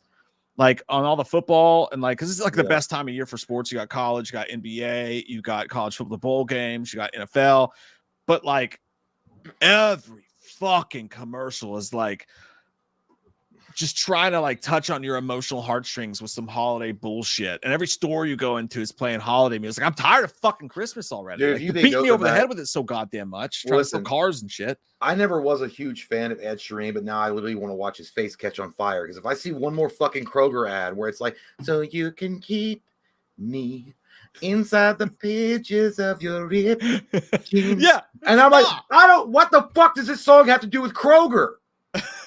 Like it's a fucking grocery store, dude. Like I get it. Yeah. Okay, go like, hey, we got some ham on fucking sale. Let's just say that. Like That and the car ads too. It's Yeah, like if I'm you not wanna- going to go out and willy-nilly buy a fucking car tonight. That's a And- thought. and- That's a decision you think about. I'm not going to buy it because I saw a sappy Christmas fucking car ad. You know, Not, what are you nothing doing? against, obviously Ed Sheeran's a good singer. I'm just saying, like that thing is literally in every fucking like video I try to watch is that goddamn ad, that Kroger ad. It's all animated, and they're like gathering around the fireplace. And you're like, oh, what's this? Like, is it like talking about like like that claymation Rudolph the Red-Nosed Reindeer? They're gonna have Ed Sheeran, and no, it's a fucking Kroger ad. Yeah. It's like fucking it's- stupid. But by the way, I will say, if you want to something to pull your heartstrings, dude, like saddest shit I've ever those Tide. They're not Tide commercial, or they're like Taiwan or Taiwanese like commercials for like life savings or life insurance or something. There's some of the saddest fucking ads of all time. God. Yeah, I haven't seen that. They'll get you. They'll get you. I don't like it, dude. And I hate the Jesus ads too. That he gets us ads. It was like I haven't even seen some those. families just don't get along. I don't know It's why okay. that I haven't Like, seen it. I'm a Christian and I haven't seen shit. I guess they're trying to reach a new base. Or Maybe something. so. I was like, maybe I'm already fucking saved, but maybe it's not true. Trying to what find if, the what if I was sinners. like, I'm saved, everything's good, and there's like everyone else was seeing good stuff, and then like I get left behind when the fucking rapture happens. It's like, what the shit? Just what the fuck? It's great. You don't see them trying to do like, hey, be a fucking Buddhist. Like you don't see those commercials. Where's those commercials at? Those guys are too busy praying to a fucking statue for like 1,000 years where they get to have peace. Didn't Buddha just die under a tree? Like he was just praying for like peace, and he died under a fucking tree after 70 years. No, that was Sir Isaac Newton. That's an apple. No, it's fell on George his head. Washington. Concussion, cherry tree. He chopped it down. Yeah, Someone chopped his dick off. He ate a piece of that, and then he had sex with a woman, and they said it was bad, and then she turned into a snake. We should be on that show, Drunk History. I would love to do a show like that. That would be awesome. We should make our own and just do it. You just rip off another video. We might as well. Yeah, why not? Everybody rips us off. Oh, Michael Parton says, I'm a very devoted DC fan, so I'm seeing Aquaman and the Lost Kingdom regardless. Mhm. Plus, DC Studios will be completely separate from WB, which is great. That's true. I'm not going to listen. see it. I like Aquaman. I've said it. I've defended it. I like it. I mean, is it goofy? Yeah. Like, is it like out there? 100%. Is Jason Momoa hot with the shirt off? Duh. Does it make you want to drink tequila and work out? Fuck yeah. But is it going to be a great movie? The second one? I don't know. I mean, listen, Patrick Wilson looks weird. I don't know why you have to de-age him with CGI. He looks fine. Like, and he looks. Why did they do that? I don't know. But and also, like, it just looks like a fucking cartoon to me, man. Like, it looks like a goddamn cartoon. It doesn't even look like CG anymore. It's like, oh, that looks like good CG. Now it's just like that looks. Oh, I see something that looks sort of like an actual human arm in there. Like, it's too much. It's too fucking much. I also like. I think it's such a shame too because Black Mantis was fucking cool. Yeah, I do like that guy too. That suit was dope, and the whole thing. I liked him a lot.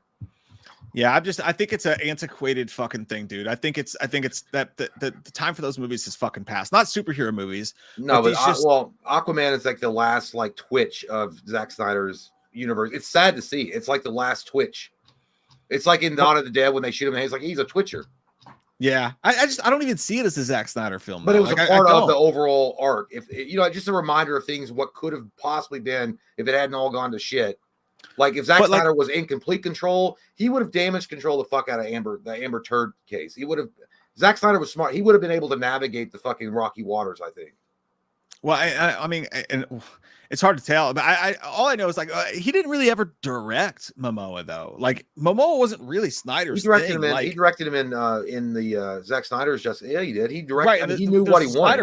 The Snyder cut was it though. Like, well, I'm saying that if they had been smart and let Snyder be the Kevin Feige of the DCU and let him make decisions and like lead.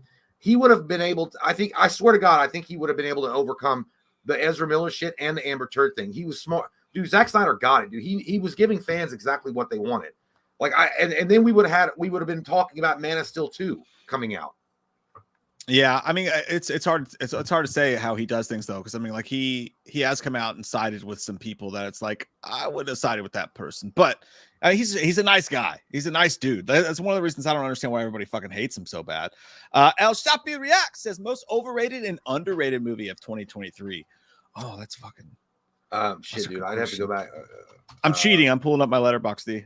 I got fucking cheating. Overrated, underrated.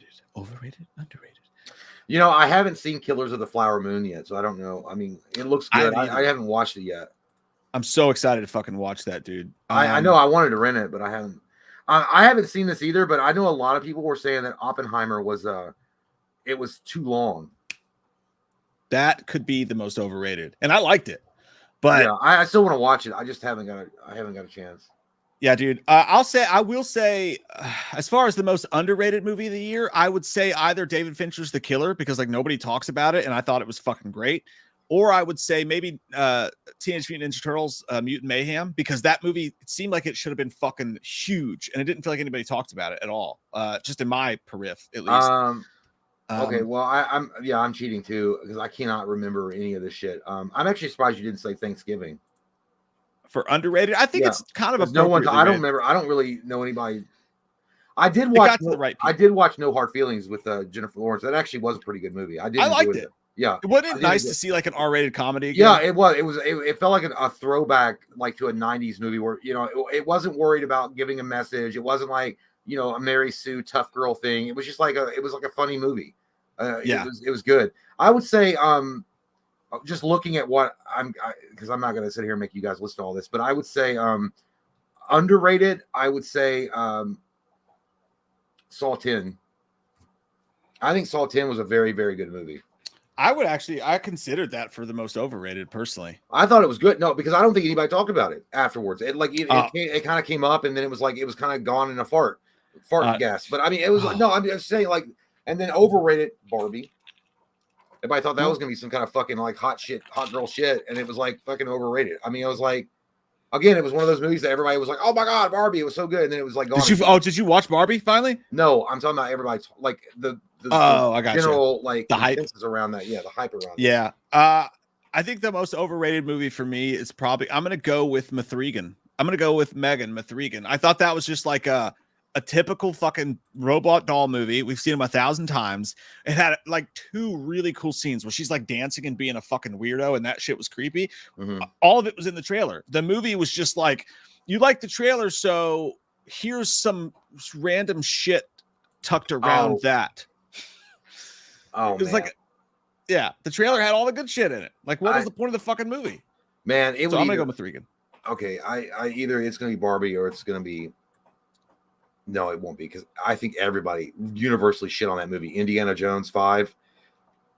That was pretty. It was a huge blockbuster. I mean, as far as like a blockbuster movie not a blockbuster that it did well, but a huge amount of money was sunk into that movie.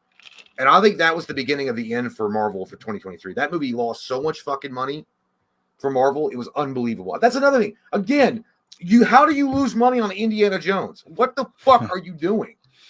Yeah, dude, they spent way too much fucking money on that. And I didn't watch it, but when this is the reason why I didn't watch it. I found out after I didn't watch it, the lines that were in that movie, where it's basically that one character, Phoebe Waller-Bridge or whatever her name is, giving him shit like, yeah, but you stole from indigenous communities or some shit like that. Yeah, trying to like we talked about that. Or yeah. not trying to like SJW shame Indiana fucking Jones. Are you shitting me? That was 3 months ago. We talked about that 100%. The lines I told, there was a line in there that was talking about how, as a white man, he did all these fucking terrible things in like all the other previous iterations. And I was like, so you're gonna watch his fucking no good goddamn piece of shit skank ass. I still owe money to the government because they paid for my fucking college education. Talk and put down Indiana fucking Jones about how he fucking saved the world. Suck my lily white ass, you fucking dumb bitch, and go back to Princeton and fucking hold up a sign and protest it.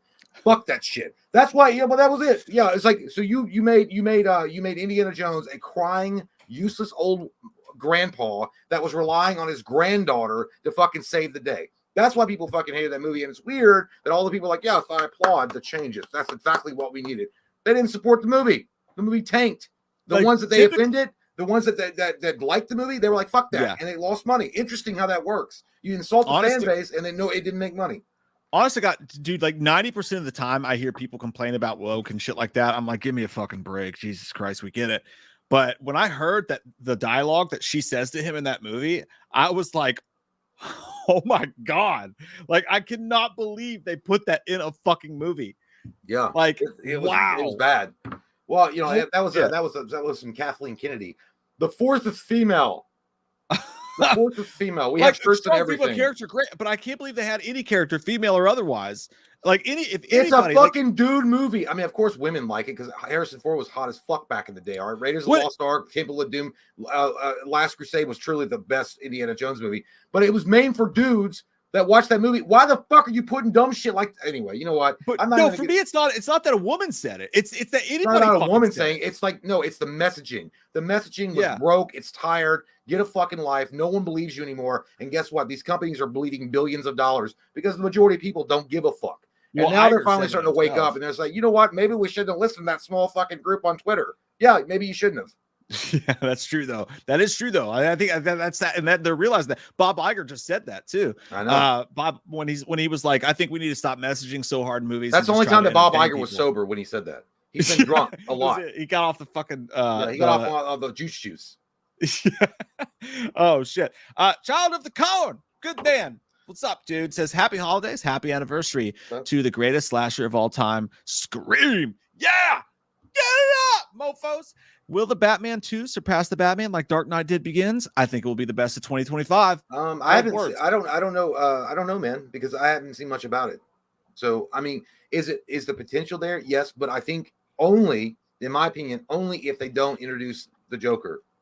I'm nothing against the Joker. Don't get me wrong. I'm just saying I don't want to see the Joker as the main antagonist of the sequel. He's always the main antagonist early on in like a reboot or a reimagining of Batman, and he's a wonderful villain. Obviously, you're going to use him, but just let it be on the back burner. Let it be like sinking in the peripheral, and then it like builds up the tension. But in the movies that are coming out, let the limelight shine to some of the Batman's lesser known villains. I want to see a Deathstroke. I want to see Black Mask. I want to see the Court of Owls. I want to see a fuck ton of shit like that. I want to see Condiment Man. Yeah, I want to see all of those things. Okay, Condiment Man will give you ketchup and mustard and slap you in the face with the fucking mayonnaise. But I want to see like Batman 2. I love the Batman. I do. I think it was so good, and I love Colin. You know what? In Batman 2, let Colin Farrell and the Penguin, just because the way that he worked the Penguin was so amazing. And I know people are like, well, that was Batman Returns all over again because the Penguin with Danny DeVito. But this is Colin Farrell's the Penguin. Yeah, it's a totally different beast. I want the Penguin 100%. And Deathstroke. And I thought about it too afterwards because Barry Keoghan, the guy who's playing the Joker, they asked him about it in an interview because he's doing all those hoity-toity movies and shit that are like up for the Oscars right now and shit. And they asked him about it, and he was like, I can't say anything about that. Did you understand what he was saying, or did they have to subtitle it? I struggled, but yeah, he was like, I can't say anything about that, bro. But he was like, and then he went, and he was like, I'm a small size. I said, oh, and I guess that means he's coming back, but.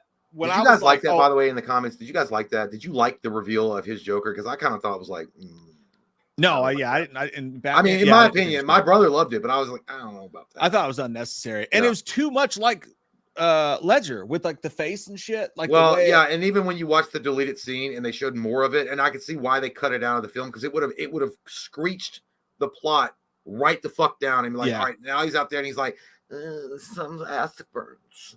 And I'm like, yeah, you're good, but at the same, I was like, why in the fuck are you doing every goddamn time, dude? Every time Batman's created, it's like the Joker has to pop up somewhere. Always. Yeah, dude. And I think that honestly, like, but someone brought it up when I was talking about that, and they made a really good point. They were like, he's not going to be in the movie. I don't think it's going to be like in Mindhunter, where they kept showing the main villain like at the end of every episode, just like mowing his lawn or some shit. Like they're going to hint at him. He's not going to be the main villain in these early movies, but every single movie they're going to like clip to him and show him for a second leading up to it. So that's not as bad to me, as long as he's not the plot driver for a while, because we really need a Joker break. And they should have realized that after Heath Ledger did such a great job with what he did. Yeah. And then you see Jared Leto come out there and do whatever the fuck that was. That's like going down on a girl who fucking farts in front of you. She farts in your face while you're going down, and you're like, what the fuck? I wasn't expecting that. I think some actors just think that they can come in, be weird fuck shit, play Joker, and then they're going to get an Oscar. Like, I think Heath Ledger's performance was so good, people think that's all you got to do. Just play Joker, and everyone's going to love it. Jared Leto played that like he was trying to get an Oscar. Like, he played that. It's like, 100%, dude. You don't know beef? Yeah, know beef? I was like, that motherfucker is like trying to get an Oscar. He's like, I'm gonna be the first one to get an Oscar for a superhero movie. Motherfucker acted like he was. He acted Joker like he like if you're on mushrooms and a girl asks you to talk dirty to her and you don't know what to do. Like that's what he was like as Joker. Jared Leto's Joker is like, I seen that shit at 7-Eleven at 3 a.m. I seen that shit. I seen the same crackhead at 7-Eleven. No, but here's the fucking thing. Florida Joker could have done a better job. Yeah, that was terrible. Here's the thing about it, though. Joker needs to. Like he is. What is Joker the greatest villain? What he did at the post-credit sequence in Snyder's Cut. That was good. Oh, 100%. Well, that just shows you with a better director what he could do. It's just true.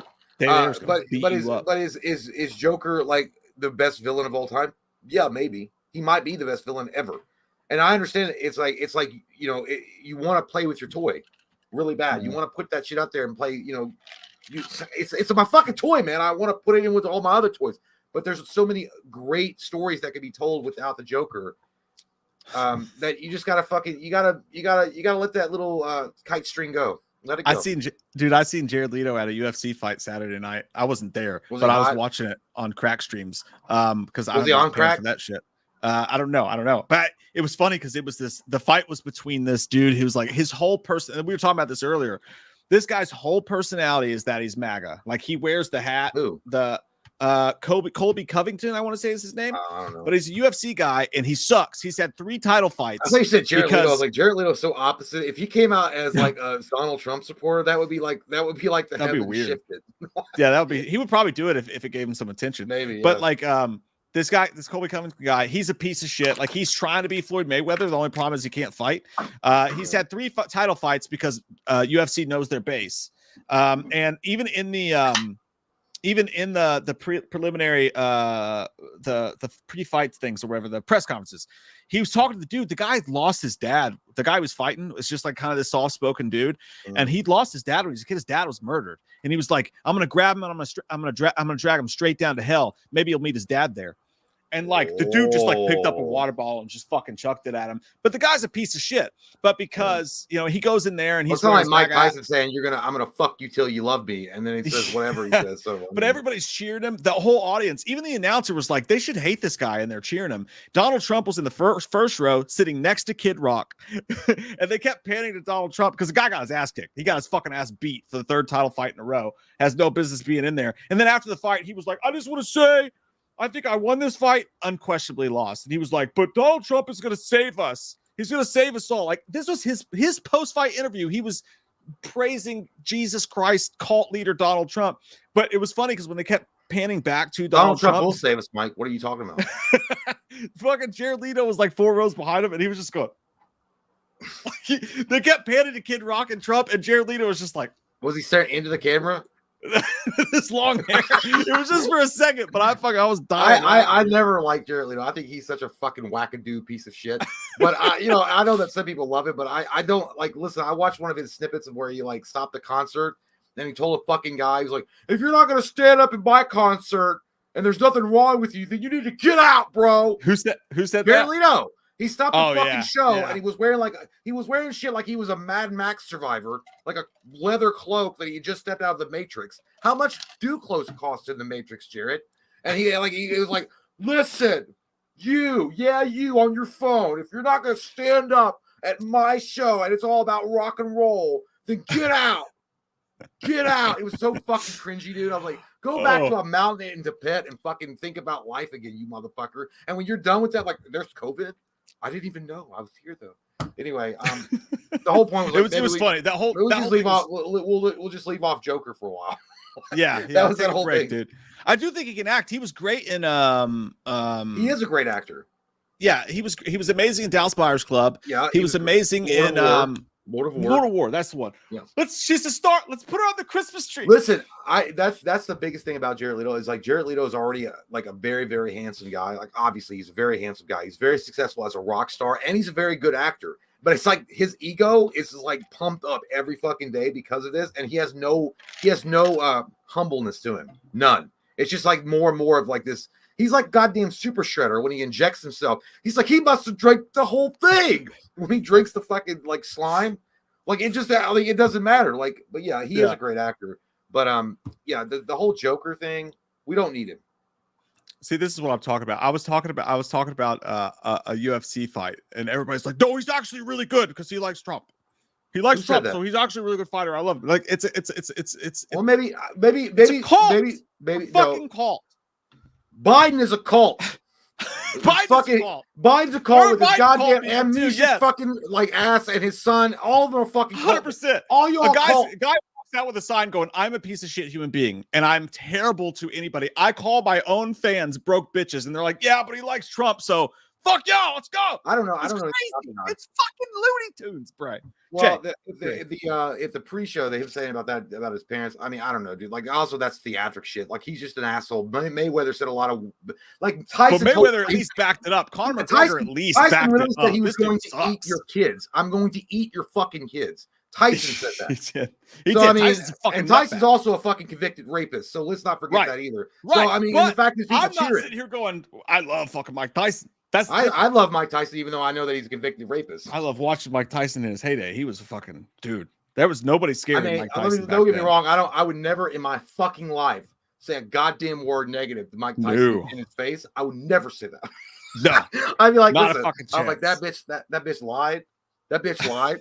You're obviously a Christian man. You didn't do nothing. You're a humble Christian man. Like, yeah, it's good dude. And he's like, he goes, I appreciate that. So what I'm gonna say is, you want to smoke this weed with crack, and I don't even swear. I was like, I don't want you. I don't want. He would zoom into your peripheral. Dude, he gets mad. He'd be like, dude, I watched him on Norm Macdonald, and he was like getting on Norm Macdonald, like crawling on his face. It's like, come on, Norm.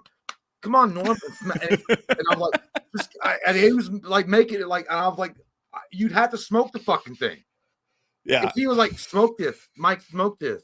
You would do it. And there's no way you don't. And he's like, you're not gonna smoke this, you pussy? Are you a pussy? I'm like, there's no. You want to be a lion? Be a lion. I'm like, yeah, okay. I swear to God, I'll be a lion, Mike. It would be the funniest thing if it was happening to Mike and I was watching it, because I would hope it was taking attention off me, but then he'd be like, now Jay, you smoke it. That's exactly what it would sound like too. I know. Anyway. Oh, by the way, guys, if you're it's all mad jokes. it's all jokes. My only it's not a politics right or left thing. I think it's a terrible thing for everybody when we treat politicians like gods or rock stars, whether it's Biden or Trump or whatever. I think it's fucking weird. I think it's a terrible thing for humanity.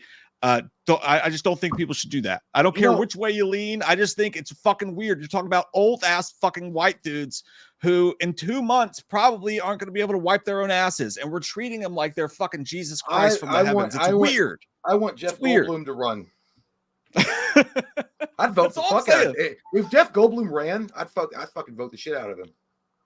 Yeah, I vote The Rock, fucking any decent human being I'd vote for. Unfortunately, we don't have many decent human beings on either side.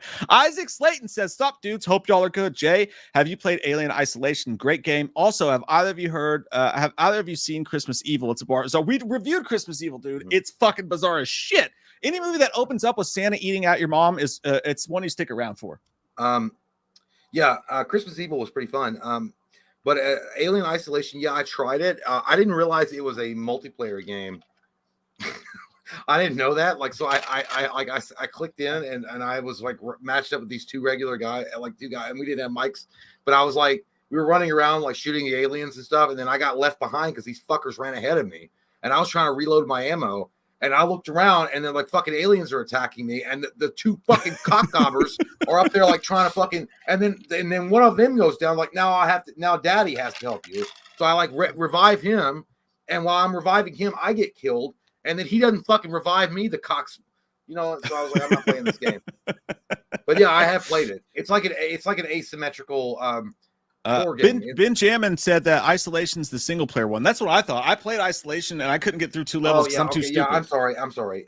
Yeah, Isolation. I have not played that. I watched.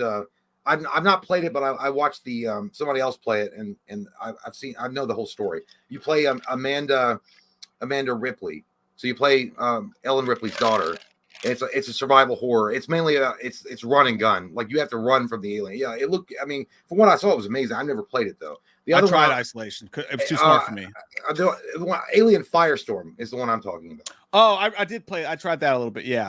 That makes sense. Because I got mad. Dude, oh my God, dude, I forgot to tell you. You and I have got to do it because it would be fun as shit. I want to feel your rage as much as I rage. And I didn't think I had any left in the tank, but I tried Halo again. I got fucking ass raped, dude. I got ass raped like it was my first day in prison. It was. You thought about it, like, dude. Yeah, dude. It was the your toe in. I was blaming my controller. I was like, the fucking thing's moving slow. Like I didn't have this rage left, and I was getting my ass fucking stomped. Like, and people were like, I got a teabag once, and then I'm like, I'm gonna fucking get you. I'm gonna kill you at least once, and then I couldn't do it, and then I fucking threw my controller across the room. I almost did. I didn't do it, but it's fucking hard, dude. Like the reaction time is gone because those people have been playing since no, we but stopped. Dude, when I was trying to turn like left and right and up and down, I didn't like it moved like it barely moved. And then when I tried to put it on fast, it was like I couldn't see. I got seasick. And then the other thing, and then when I went on Halo Reach 2, I forgot how the fucking armor abilities work. I even tried Euro Classic. I did the armor lock because I used to only use sprint. Oh, yeah. And then I forgot how do you fucking do it. And then I did. I know I surprised this cocksucker because he was a newer player. I know he was because he didn't know this old trick in the book. This old dog still got tricks. I went down to an armor lock and then I exploded out of it. I took his shields off and I was like, pop it. And like it was like remember you used to be able to go into an armor lock and if you wait and they got close enough you could pop their shields off and melee them, and he wasn't expecting it because he was like right over me. You were playing old school Halo. Yeah, I was playing the Master Chief Collection, which is Halo 1, 2, 3. No, I just meant like your game style. Yeah, well, because I didn't know what to do, and I was like, this is cheap as fuck. So I just went into an armor lock, and then the guy got really close. He was like standing over me like this, and then I popped out of it. I was like, oh. Like I know he got this fuck. I can't believe you dipped your toe in there again. Like it's been a minute, dude. We used to be so. You guys don't understand. We used to be so fucking good at Halo. Jay and I, would fuck people's parents. We'd be so good at Halo. Halo 3 too. We had a run. Halo. I always like. I was thinking about Halo 3. We were probably average, maybe a little bit above average. But in Halo Reach, we were like fucking good. That's true. But like, no, I got to a 49 in Halo 3. Yeah, but dude, that's because you kept restarting your account. I did not. That was Cody. Yeah, no, dude. You did it 3 or 4 times, dude. So?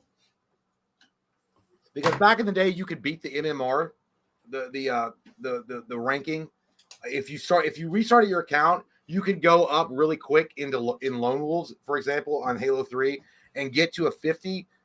Because like the way the MMR worked was that it would try to like match you with other players of a rank, but if you were really really good and you already knew that you were good, like you would go in at rank 1 and you would dominate, and then you would be all of a sudden the next game you'd be like a rank 8, and then you'd be a rank 12, don't blame me for a broken system. All right, I was just giving the tools God gave me. I think the highest we got in Team Slayer was 39, but here's the problem with Team Slayer. Me and Mike got like 42.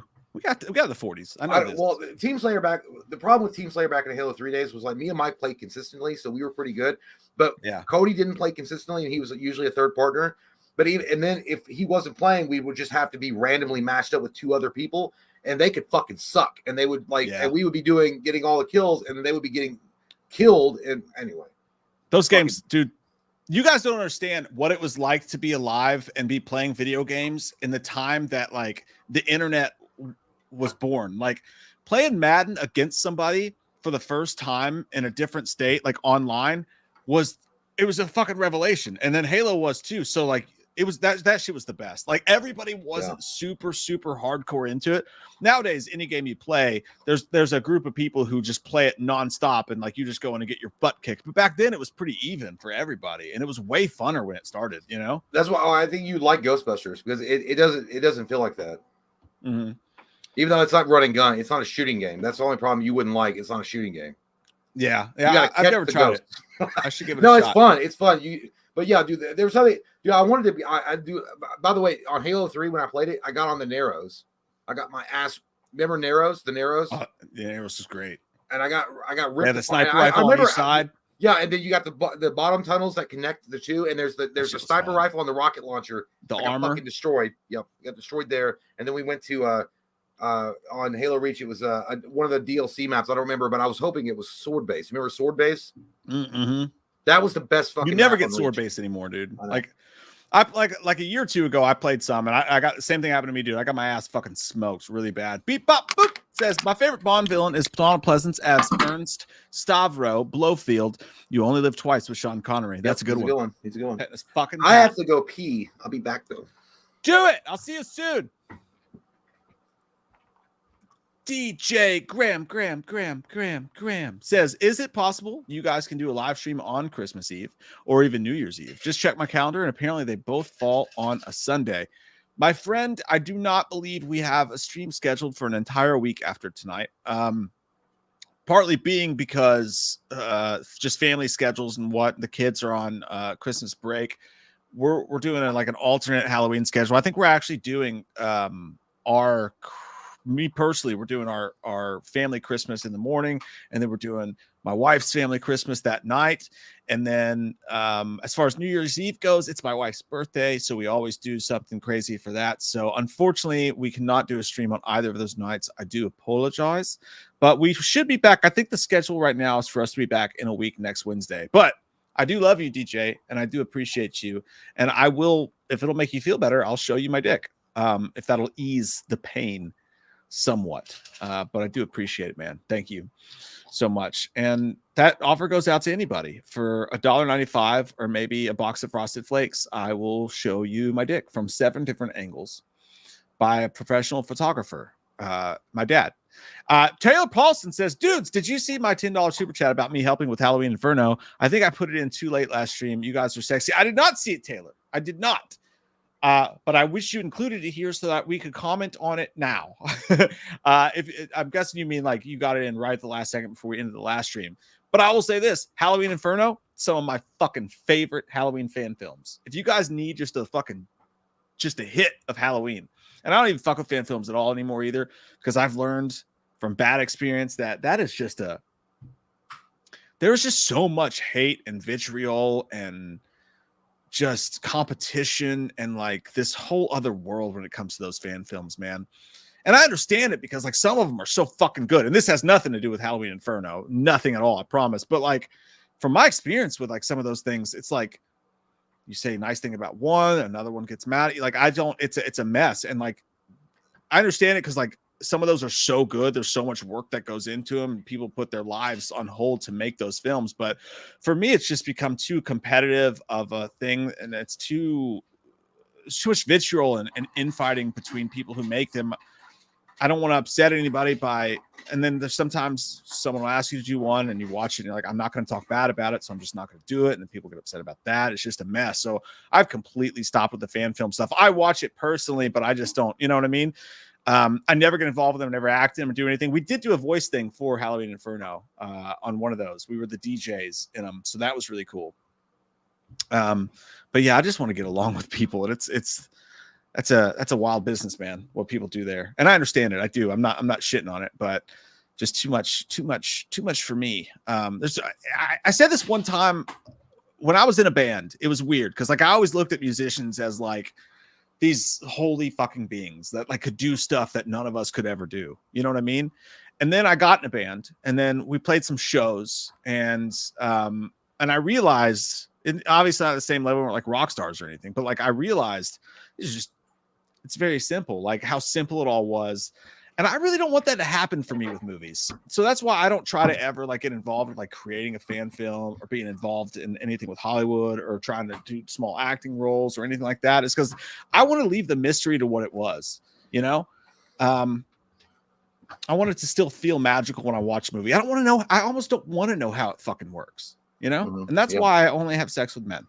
That's why I'm never good at sex with women because I don't know how it works.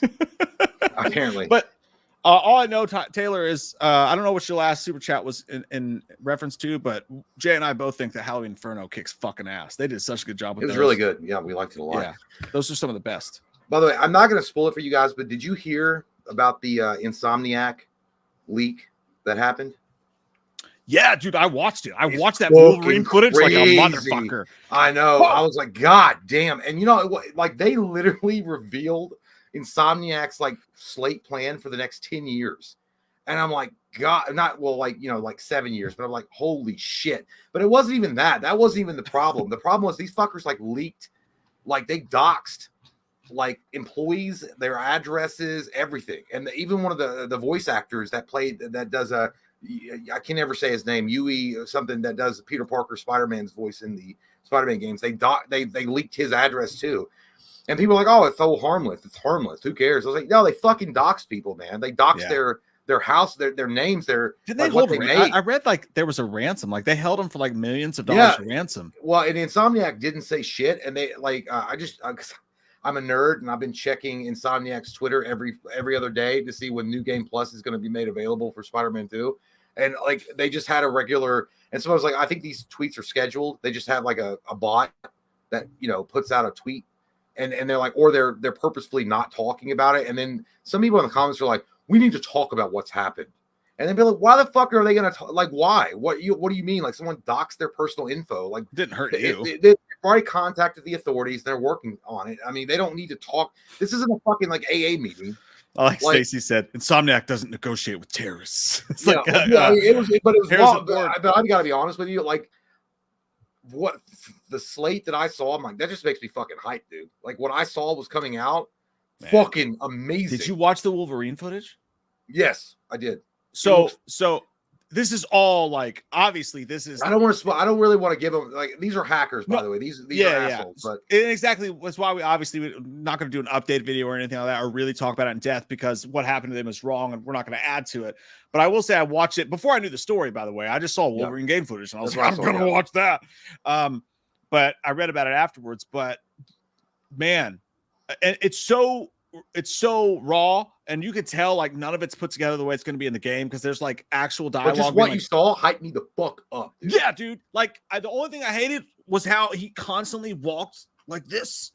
But like I'm sure that's going to change. Yeah, that's like rough fucking version. But I mean, from what I saw, and again, I mean, I understand like it's a huge breach of security and it's bad, and I totally get that. But dude, anything else, like it looks great. Like pre alpha build or like in the early stages of the build, it looks amazing. Yeah. And then there was another, some of those scenes was holy shit. I know. And then the problem with the explosions. The problem with they leaked the entire fucking plot. Not just the game, like the entire plot of Wolverine. Read that. I didn't read it either, but the entire plot has been leaked. I didn't read it because I didn't want to. I don't want to. Yeah. And then somebody's like, well, what if they just rewrite the stories? That they might. I mean, they could, but I mean, I don't know how much money that would cost, because like, I don't know shit about making a video game, but I would imagine that the story is made first, and then the engineers and the animators and all the people that do the technical things of a game, they go in and fuck with shit to fit the story. So I don't know if they could even do that without costing a bajillion fucking dollars. Man, all I know is I won't say what they are because I won't add to it, but like the outfits that you get to play as as Wolverine, holy fucking tits, dude. Holy shit.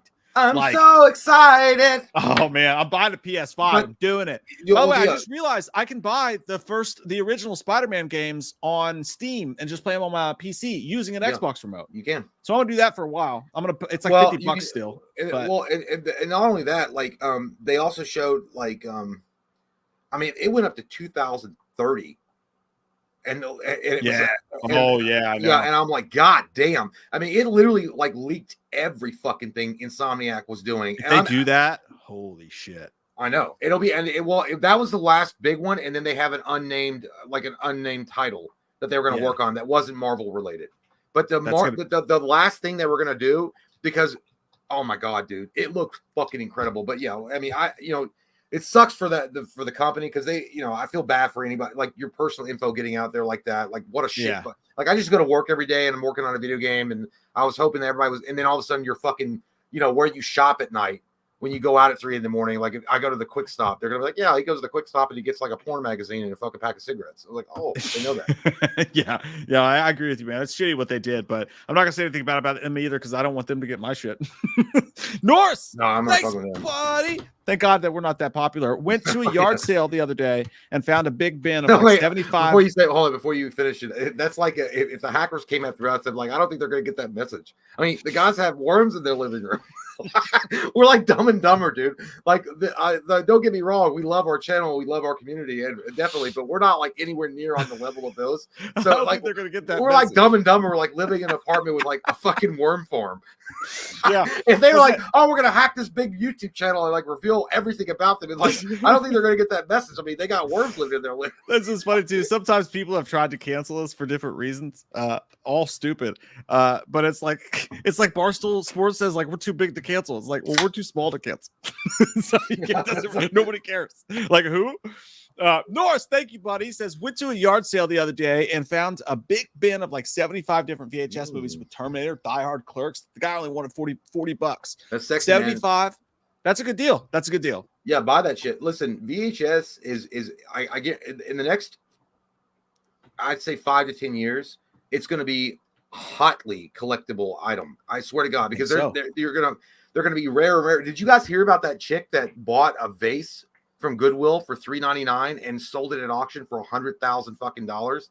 I'm not saying that the VHS is going to be like that, but right now there's certain VHSs that if you get that are specifically from the 80s and they're sealed, they're not. I mean, good luck, but or even if they're from the 80s and they're open, but there's a certain like they're a certain type or something. They're going for like $80 or something on eBay. I mean, I know that's not a lot of money, but that's fucking badass. For like if you bought it for like $1. Everywhere I go, I'm always on the look for VHS tapes because it's so fun to collect because you can actually collect it and it's so cheap. It's so cheap and you don't have to like break the bank to collect. But I went to Half Price like 6 months ago and I was so disappointed. Like I always drop in Half Price when I pass one, Half Price books. And I go to the back section and they always have these VHSs for like $1 or $2 tops. And now they have they move the ones that are worth money to collectibles, and now they sell them for what they go for on eBay. Yeah, and I was like, "Fuck you, Half Price." You got to get it. Well, I mean, the ones that were getting it early on, getting those VHSs, man. I mean, it's a dead media, but there were so many of them made. That's why, but they're becoming rarer and rarer. That's why. I mean, I have shit. I don't know how many comic books I fucking have, like 800. 700-800, but eventually they're not gonna print comic books anymore. Yeah, like it's gonna be gone. It's all because it's all digital now. I think everybody's going digital. Yeah, everybody's worried about NFTs and shit like that. I think physical media is going to actually surprise everybody and go back up in value because they're not going to make it anymore. Nope. That movie Leave the World Behind that I just reviewed from Netflix. I won't say this is not a spoiler or anything. For those of you who haven't seen it, I enjoyed it. I thought it was really good. But there's a scene where a character goes into a bomb shelter because the whole world's been cyber attacked. Basically, it's those post-apocalyptic, all that. They go into a bomb shelter and these really rich people's basement, and they have all this shit. They have like the water. It looks like Blast from the Past, Christopher Walken and Brendan Fraser's house. But the shining moment is they look over and they see this gigantic wall of physical media. And they've got like, they got TV shows and they're all like DVDs. It's nothing fancy. Yeah. But the fact that they have all this physical media in the bomb shelter, because when the world ends and there's no more internet and they cyber attack each other, it's almost like someone commented this and I was like, that blows my mind.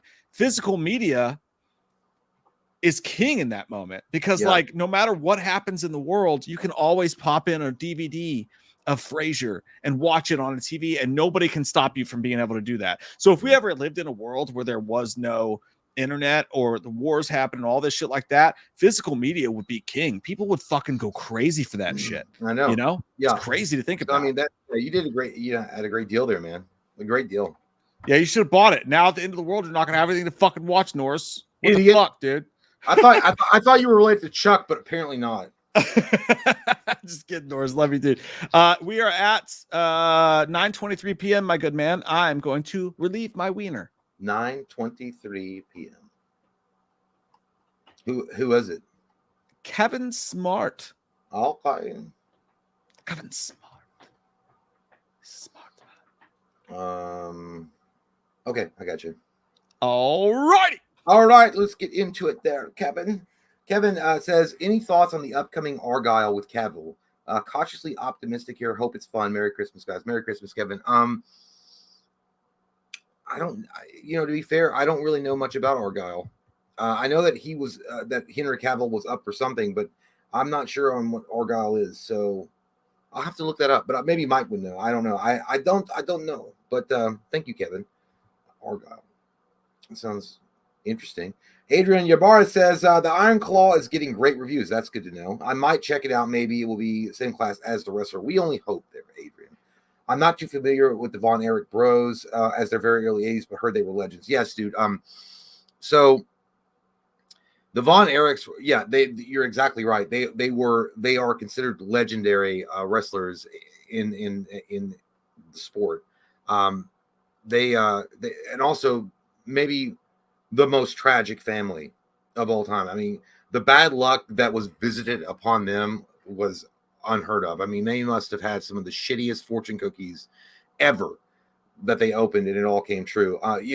What I would do if you, and it wouldn't take too much of your time, Adrian, if you watch Dark Side of the Ring, it's a great documentary on various different wrestling guys or wrestlers and situations. There's one on the Von Erichs. I think you can get it on Amazon for $1.99. I think you should watch that just to kind of see, what the real life Von Erichs, what happened to them, and then go into that movie, and it'll be like a mind fuck when you watch that movie. Because I think from what I've seen on the trailers, I think they're doing justice to the Von Erich story. And they all look great. Zac Efron, all of them look great. So I think it's going to be on the same level as the wrestler, but it makes it's so much more impactful if you have a little bit of the backstory. So yeah, just go watch the Dark Side of the Ring documentary with the Von Erichs. You can get it on Prime or Amazon for $1.99. I think maybe it's $2, but I think it's pretty cheap. But yeah, it's a really fascinating story. The Von Erichs, such a fascinating story and very sad, but inspiring too. Just how much they gave to that sport of wrestling, and really cool stuff. And like I never really was a huge fan of him back in the early '90s, late '80s, early '90s. Texas Tornado. I had no idea that he was a Von Erich. I had no idea. I just thought he was like a Ultimate Warrior ripoff, and he kind of was, but I had no idea. And then there was a whole thing about. Anyway, just go check that out. But thank you, Adrian. Taylor Paulson says, I'm a huge MMA fan, but not really a fan of Colby. I'm not even an MMA fan. I'm a boxing fan, so I don't know anything about the MMA. I never got into the MMA. I know a couple of guys that fight in MMA, but I never really watched it consistently. I remember watching UFC back when it was like Hoist Gracie and shit, and I used to rent that on VHS, and I was like, this fucking shit's boring as goddamn like paint drying, because Hoist Gracie would just he was great, don't get me wrong, but he would like get them down and make them tap out in 5 seconds, and he unbeatable. But that was back in early days of the UFC, of the old MMA. But yeah, I'm a boxing fan, but I didn't know who Colby was either. Colby cheats. Adrian Yabar also says, what wrestling biopic would you like to see made? I'd say Scott Hall, Mick Foley, Ric Flair, Jake the Snake, Steve Austin. There were tons of great stories behind the scenes. Yeah, those are all great. I mean, as far as like a biopic, listen, I think that the Hulkamania one that's supposed to be coming out at some point, Chris Hemsworth playing Terry Hulk Hogan will be amazing. I mean, because Hulkamania is really what defined wrestling in the 80s, right? It's what put it on the map as far as wrestling. It was so big, Hulkamania, that it became an industry into itself. Like those, yes, I would love to see that. But as far as a biopic, like just a Jake the Snake story would be great because that's a very tragic and a very heartwarming story as well because he does make a comeback. Scott Hall would be great. That has more of a tragic ending as well, but well, it has a tragic ending overall. To be fair, though, I think I would love to see, and this is just my opinion, I would love to see a biopic, and it's not a wrestler per se. I would want to see someone play the backstory of Vince McMahon. I would like to see, like, you know how they did like with Michael Fassbender in the as he played Steve Jobs in Jobs. I want to see it like that. I want to see the story of Vince McMahon. You know, like how he came from what his father had built in the wrestling industry and what he became later on, the juggernaut of the media, as far as like pushing this wrestling, this new thing into the mainstream and like profiting off of it and all the backdoor dealings and the intrigue and the heartache and the triumphs. I think Vince McMahon's story would be extremely fascinating. I think that would be an amazing movie, a biopic, if they did it in a way like they did. And I was a fan of the Michael Fassbender Jobs. Right, it was Jobs, right? Because I know they had one with Ashton Kutcher. Yeah, but that's the one I'd like to see is a Vince McMahon biopic. I know that's not a wrestler, but I think that would be a really cool biopic. Adrian says, thoughts on CM Punk return to WWE in time for Mania. I think it's great. I think CM Punk's a great character. I think I never thought, and I was pretty much out of wrestling by the time that he was popular, CM Punk. But I've went back and watched a few of his shoots, and he's a great entertainer, and he's amazing on the mic. And his real name's Clarence, but he's great. And I'm glad that he's back. I think it's nothing but good for the sport, in my opinion. The Field of Screams says, the Field of Screams podcast, I'm sorry, says, Party Pup in the house. Bark, bark. Do you guys have a video that you recall where you felt that you finally made it as a big YouTube channel? No, because I don't think that we're a big YouTube channel at all. I think that we're a very lucky YouTube channel that we have such a great community around that supports us. But as far as we're not like a PewDiePie, Markiplier, or anything like a huge mega core fucking omnicore OCP YouTube channel by any stretch of the imagination. Me and Mike are extremely lucky to be where we are, and I think that we're also extremely lucky to have a community such as you guys that support us day in and day out. But yeah, and even if we did have a couple of million subscribers, even then, I don't even think it would be a big. We would never even consider ourselves a big YouTube channel. I mean, we you put the work in and you stick with it. You stay consistent, and then you hope for the best. I mean, that's really what it is. That's what it all boils down to. Because there's a lot of people that were here earlier than us, and and when we started in 2012, it was a lot of people.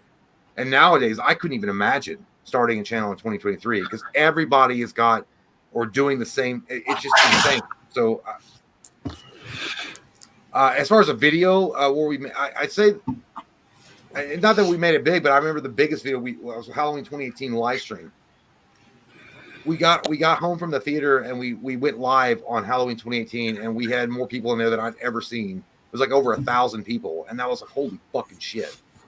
Yeah, dude, it's weird because we have like several videos that have millions of views on them, and they're all old skits. They're all old Michael skits, but like they grew so organically that it wasn't like when the video went out, it went viral and a bunch of people were like sharing it and all this. It was so early when we had our first video that had millions of views that the internet was even completely different. So it's not like this thing was being shared everywhere. It's just like the views just kept going up. But you're right. It was 2018. If it was anything, and again, not big, but like to the point where like, oh my God, maybe we have a shot at doing this full time. And to me, that's big, like not big, like, like you were talking about, like all these big channels, but to be able to do what you love for a living and really put all your time into it. Yeah. It was 2018. We've been doing Halloween updates and Halloween stuff for so long when it wasn't popular and it wasn't newsworthy and nobody was talking about it. And when it got so big in 2018, the first time I realized it was it's on our Patreon and stuff when we started to have a lot of Patreons, and I was actually like, oh my god, we have a shot at this. Like we could actually do our dream, which was to do this full time. That was our end goal, our dream. It's all we wanted. First time me and Jay made like $20 doing the channel. We're like, I remember Jay was still married to the Satan's butt crack. Yeah. And I'll never forget. Jay was like, we could take them out to dinner and we could pay for it with our fucking YouTube money. And then I could say, hey, I paid for this with my fucking YouTube money. You know what I mean? Like that was the coolest thing. It was a validation. It was a validation because we'd already been doing it for about 4 or 5 years. Because when we started in 2012, there was no Patreon. When we started, we didn't make any fucking money for a long fucking time, and we didn't do live streams until the pandemic in 2020. So there was none of that, and we actually were hesitant on even doing Patreon for a long time because we felt like it would cheapen. We didn't want to come across as like some kind of like, beggars or like, please have another like Oliver Twist. It's like we understand that we're very lucky to be in the position that we are in. Like we're not fucking oil rig workers that are, middle of Atlantic that, day and night, what they go through, or a cop or a firefighter or any of those guys. And we're very lucky to be in the position that we're in. But like, we didn't want to cheapen. We didn't want people to feel like you have to do, you know what I mean? Like we like doing this because it's fun to hang out and meet all you guys and comment and, and have these exchanges. But I remember that was like a 3-month or a 4-month fucking discussion about even joining Patreon. Yeah. And then we were nervous about doing it. And then everybody was so cool about it. And then we realized, hey, we can really give value. Like if we're going to do Patreon, the way we're going to do it is we're going to try to give more value than anybody. Now, I don't know if we do. We try to. I know that we try to do as much on our Patreon as we can. But like, it was definitely 2018 where it was like, oh my God, did we do it? Like, are we going to be able to do this? And then it's like okay, now we have to make decisions. And I'll never forget making the decision to do this full time. And it did not go well at first. I know that the fact that because I had a good job at the time, like a job that I worked really hard, that I spent 5 years at, that I really worked my way up, and doing that at the same time as the channel, and not sleeping, like doing, like loving the channel, like that was my fucking dream, but also having to do this thing that pays my bills. And 2018 came and it was like, oh my God, like, fuck, this is a possibility now. And then that was it. Like it was we earned it because it had been fucking 6-7 years of grinding hard as fuck, but like nobody around understood either. It was like, no, you haven't. And like, I don't know if you're looking at this, but look at this. Like, this is actually a real thing. We can do this. Like, and it's happening. And well, I remember because Mike left first on his job, and I was scared as fuck. I didn't want to. We didn't know. You know what I mean? I let Mike go. I was like, you go in the deep end first. And if you make it, then I might go in. And to be fair, I was, not to go too deep about it or anything like that, but I was struggling really, really hard at the time. Trying to keep up with what we were doing with the channel because I loved it so fucking much. And also it was at the time at my job where I just got a couple of promotions and things were really going off. So it was a real decision I had to make, and I was struggling. I wasn't sleeping, not doing well. My health was terrible. It was bad. And then also my wife happened to get another job at that exact time that paid more. So it was like, hey, fucking, my wife's like, hey, you need to fucking take a break. Like, you need to do this. By the way, it was a risk for both of us, is what I'm saying. Yeah. And at the end of the day, I mean, I had my job at CVS, and I was working there, and I was doing the 12-hour days, and I was coming up and shooting. And I don't get me wrong, it wouldn't fucking matter if we weren't making anything. I would have still done it because I mean, this channel is so like, it's just fun to me. Like, it's fun. I like doing it. It's just fun. Like, it's like today I get excited in the nipples that I was like, oh, we're gonna hang out and talk about movies, talk about some bullshit, and just get away from all the other fucking crazy shit that's going on in the world, where you don't have to go on Yahoo News and like read something disastrous happen, or another protest happens, or somebody fucking is up there getting mad about something. Who fucking but it was a risky thing either way all around. And luckily we have such a great community, and you guys came out in full support, and we are more than thankful and grateful every fucking day for you guys. But yeah, I don't want to drag. I'm not even trying to drag this out like we're like standing up here trying to get an Academy Award or some shit. I'm waiting on the music, like get us off the fucking stage. No, I get it. I get what you're saying. But I'm in the same boat you are. I feel the exact same way you do. The thing was, as scary as that leap was and all that stuff that was happening at the time was, and it was a crazy time in both of our lives, was that you guys showed up for us, and then COVID happened right after that. Like it seems like it was right after that COVID happened, and we're like, oh my god, and so many fucking people and their dreams went under. But we had to start doing live streams, and then the live streams saved us in a weird way, because it didn't keep doing that. Like 2018 was huge for us, and then what happened was this is like, oh my god, this is awesome, this is so fun, and we enjoyed it and everything. But like right after that, I'll just be honest. When you are successful at something, people see it and then they copy it, and then they replicate it, and then all of a sudden you're right back muddled up again, and then all the views died, and then everything went back down because so many people are doing the exact same thing that we were doing. And that's just how it goes. I'm not complaining. But then COVID happened, then the live streams happened, then you sexy fucks came in and you saved us again, and here we are. We're no longer fucking shooting up the way we were in 2018, for sure. Like, it's not the same. Well, but it's also there's a lot more. We're like YouTube is a lot more on shadow banning. I don't know if we're shadow banned. I have no fucking clue. There's something weird going on, like with our algorithms and shit. Like, I don't know. It just doesn't make any sense. But you guys buoyed us. Like now we leveled out. Thanks to you all, we fucking leveled out. Like, we went up and we're like, oh my god, we can do this. The world happened, and it was like, holy shit, are we about to fucking lose this whole thing? And then we started doing the live streams, the whole dynamic changed, everything changed, and here we are just doing what we love. It's not blowing up, it's not this huge fucking big thing like Jay said. We're not fucking PewDiePie or any shit like that, but we get to do this for a living. It's the greatest fucking thing in the whole world. And also, I will say I liked my fucking job back in the day. I did. I bitched about it on stream and stuff. Just, that's what you do. I felt like Al Bundy. I bitch about my job at the shoe market, but I did like my job. But I had to leave. Also, I'm glad that I had this as a backup to do that, because me and Mike had been, and it was so gracious. I'm always grateful for you guys that I had a place to go, because where my mom was, she passed away 2 years ago, but she's also older, and CBS didn't give a fuck about none of us, dude. Like, they weren't giving us any protection back when COVID was starting. Like, we knew about it like in 2019. We knew about that shit, and they weren't giving us gloves, they weren't giving us masks, they weren't giving us hand sanitizers, they were making us buy shit.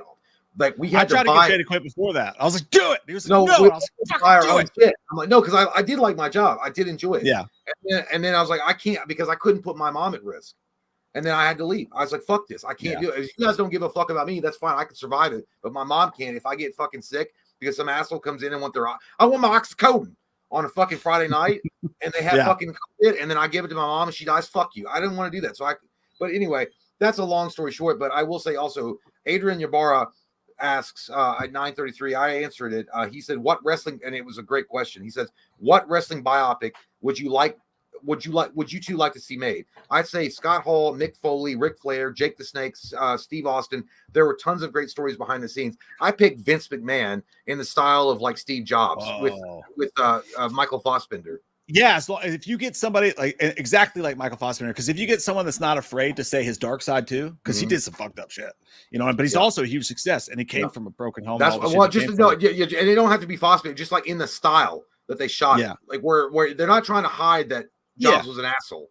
Exactly. No, I would love to. You imagine that, like, because Vince McMahon took what his father did and just made it this multi-billion-dollar company, and there was like intrigue, and there was like drama, and there was, I'm sure, success and all that crazy shit. Yeah, people give it a shit for giving a speech about that whole thing. Hey, this is our lives, you fucking slut. Fuck you. What are they saying? D-Bitch said something. This speech is longer than the MW. Yeah, I know. I said the fucking music was playing and we ignored it. I know. But I will say with Adrian, he's going to go see the Iron Claw, but he said he didn't know anything about the Von Erichs, and I recommended him watch. By the way, but I was like, I recommended him watch the Dark Side of the Ring of the Von. It's only an hour long. I want to experience it in the movie. I want to fucking go No, in fresh. so he knows face. about who the Von Erichs are, like not like the movie, just who Oh, they okay. are. Yeah, I know nothing, and I hear it's fucking brutally painful and crazy. But you know what I'm gonna say, dude? I'm gonna say DDP. DDP. That's all. I would love to see a movie about DDP. I don't know why. Maybe get Dog the Bounty Hunter to play. I would love to see guy who does his career, does the self high five, comes out to the Nirvana music, and then in the end of his career helps other wrestlers. I think Wrestling's a crazy business. Yeah, helps them with the yoga and shit like that. I would like to see DDP stuff. I would say my number one is Vince McMahon, just because I think that Vince McMahon is the Steve Jobs of the wrestling industry, 1000%. Like he knows how to take a product and make it huge, but at the cost of a lot of things, I'm sure, that happened in his life. But I also told Adrian, who I also think, and again, where the fuck is the news on it, is the Hulkamania, because Hulk Hogan defined a generation. He took like as a wrestler, like he took the brand and took it somewhere else. I'm excited for that Hulk movie too. Like I think if they do that right, I just wonder if they're going to tell like the whole story, like the Bubba. I don't know because he had. I don't know how much he had to approve. I mean, you know what? If Terry Hulk Hogan, he might as well just be like, fuck it. It doesn't matter. I'm like 100 years old. I got saggy, muscle tits. I don't care anymore. Yeah, that's true too. That's a great question though, man. Michael Parton says, is Titanfall better than Halo? Fuck no. I never played Titanfall. No, dude, it's not. It's not. Like, are you talking about like a multiplayer or just story? If you're talking about either one, hell no. I like Titanfall, and I actually I'm more on Titanfall 2. It's a great story. Don't get me wrong, but Halo is Halo, dude. It's not only got a great story, it's got a great cast of characters, and the multiplayer was fucking fire back in the day. Yeah, I don't think anything's better than Halo. It's one of my favorite games of all time, man. Jack Plays 95. Thanks, buddy. He says the Halo franchise is so good. The soundtrack's amazing. Remember Breaking Benjamin did the song Blow Me Away. Great band, by the way. That was so cool. If you play Halo 2, there's a scene in the fucking game. There's a scene in the fucking game with the Harbinger, I think. I can't remember. But Master Chief is coming in and he's like breaking apart the Covenant's like cultish thing. And then you hear the fall into, you hear the Breaking Benjamin thing starts playing in the fucking game. You start hearing it, and I'm like, it was the coolest thing I've ever like in my life. When I was playing that game, I'm like, they're playing it was like you were like in the movie and this was your soundtrack. Yeah, I saw Benjamin last year with Cody at Rupp, and they played Blow Me Away. I'm pretty sure they played Blow Me Away. Fucking awesome, dude. Benjamin, and you mentioned Benjamin. You're right, great band, dude. I grew up fucking watching them. I saw them before they were big, like 4 or 5 times at like small venues. They were so much fucking better then. Like Benjamin's older albums, the one with Polyamorous on it, Saturate, fucking their best album. If you've not listened to Benjamin's first album, it's the fucking best one. They're so good. Ready to play. I could feel you fade away, or whatever the fuck it is. But yeah, Breaking Benjamin, Saturate, great fucking album. I still like them, but it's not the same as it used to be for sure. It kind of sucks that you never had that. Like if they ever did a Halo movie, they would have to have a scene or Master Chief is fucking shit up and they play Blow Me Away. Like it has to be a scene where Master Chief is alone and he's got like a bubble shield and he's got his fucking battle rifle and like an assault rifle and he's running. He's a huge gamer too. Yeah, and he like and he's gonna take on the whole fucking army and then you hear that fucking blow. Oh my god, dude! Give me I can see it in my fucking head, dude. Yo, but you remember that scene in Avengers Endgame when all the Avengers like rise up and that's the moment that they should have in a Halo movie where it's just Master Chief and Cortana's like, there's too many Master Chief. What are we gonna do? He's like, we take them all. Then like he starts running, and then that song comes on. Yeah. Oh my god, that'd be fucking amazing, dude. That'd be amazing. D. Mitch says, what's the most memorable Christmas present you boys ever got? That's a great fucking question. Also, what's the one present you wished you still had? Merry Christmas. Good one, man. I appreciate you, D. Mitch, even though you're mad at me about that UFC thing, coming in here with a great question like that. I love you, buddy. We can disagree and still love each other. It's okay. I'll touch your butt later. Suck his dick, Mitch. That's what he said. Come on, man. Let's kiss afterwards. Most memorable Christmas present. Man, I know this is gonna be. That's not mine. I was remembering someone else's Christmas present. Oh.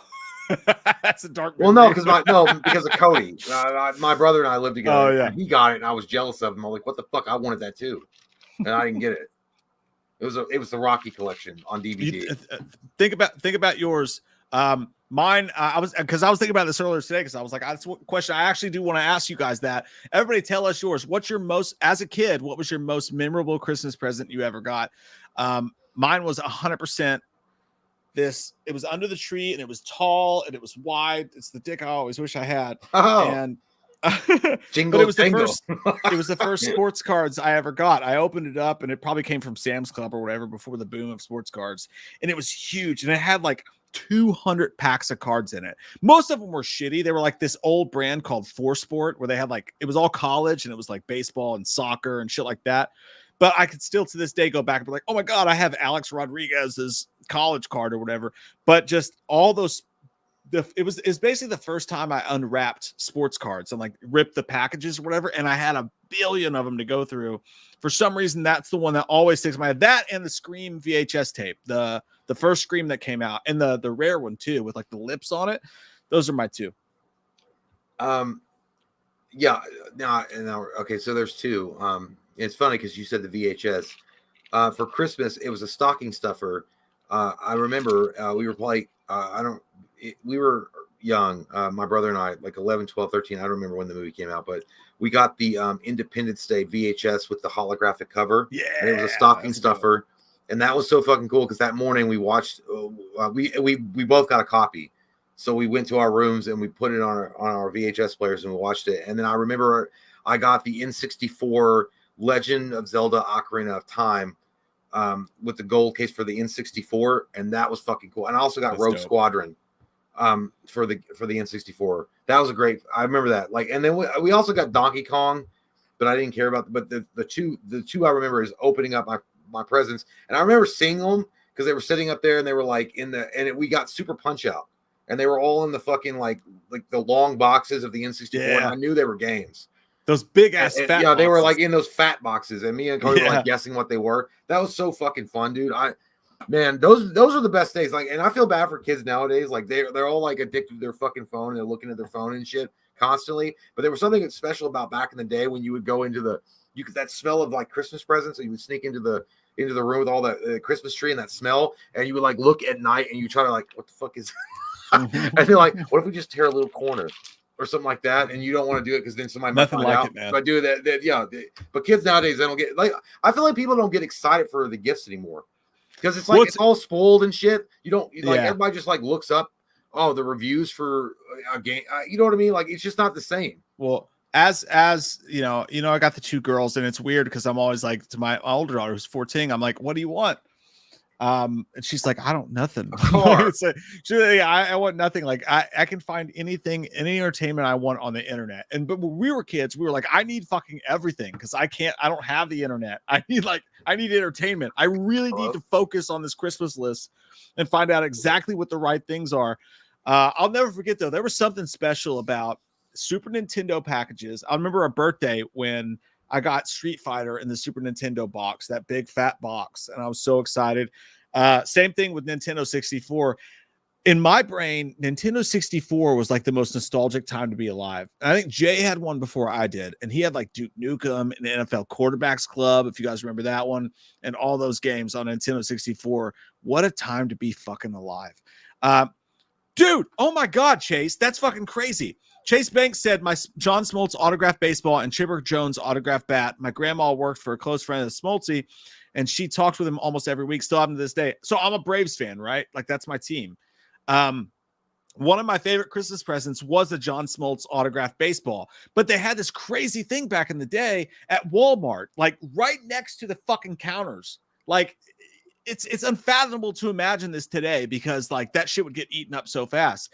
But back then in the 90s, it was no big deal. They had these gigantic stacks, like the waffle irons in Thanksgiving, of baseballs, like actual fucking physical baseballs. And there were mystery autographs. You could get Frank Thomas. You could get John Smoltz. You could get whoever. And you $10. It was like $10 and you could buy it. And then you get home and you open up the baseball and you see autograph. I actually got a John Smoltz out of that fucking thing. That's how crazy the world was back then. It was so fucking great. And I also remember those candy canes. They had candy canes at Walmart for like $9.96, full of fucking cards, just baseball cards. I fucking wish if I could give any gift to the world, I mean, it would probably be the cure to world hunger or the end of cancer or like whatever. But like, if I could give any just like superficial gift to the world, it would just be to walk in a 90s Walmart and see all the cool shit they had. And to us, that was like so ungrabbable. Like it was so ungettable. Like, oh, there's so many, but money, you know, like I never had a lot of money, but like, you know, growing up, but like today I could go in and I could spend $50 and I could get each of the balls I wanted or whatever. But like back then it was like such a rare thing. It was so fucking cool. I remember when Mark McGwire had the home run streak. You could buy for $10 at Walmart a gold Mark McGwire 62 home runs, specialized 24 karat gold card. Those are the fucking days, man. And also when the Star Wars movies were coming back out and they had all those new Star Wars toys. That was the time to be alive. Physical fucking media, Walmart, Kmart, all that shit in the 90s, the best. Fucking always will miss it. I feel bad for my kids. They didn't get to experience it, but also I'm happy for them because they can get whatever they want in an instant's notice for free because we pay for all the streaming services or like whatever. But damn, dude, so many memories, so many memories. I want to look at what your guys' favorite presents were, though. I'm gonna scoot back in this chat here. Jay, I'm gonna go through some of their favorites. Sorry, guys, I thought I had the Hershey squirts. I did not. I was getting ready to go through other people's favorite Christmas presents. JK said Rey Mysterio mask. Ben Jam and Not Tramer said the Nintendo 64, just in general. Hidden Labia says Genesis. The Genesis, it does what Nintendo didn't. Mm-hmm. Pop Culture said Nintendo 64. Eggshen Voltron. By the way, I never got Power Rangers toys. They're my family never really afford the big ones. Hottest commodity. Yeah, but Power Rangers toys were always fun to get. Sega Genesis for Ryan Tuvell. Tomo WCW versus NWO Revenge. Best Classic. game. Best game. World Tour was good, but Revenge like improved upon everything that World Tour did. Chad was never a child. So sad. He popped out of the vagina like Batman. I'm going to save the world.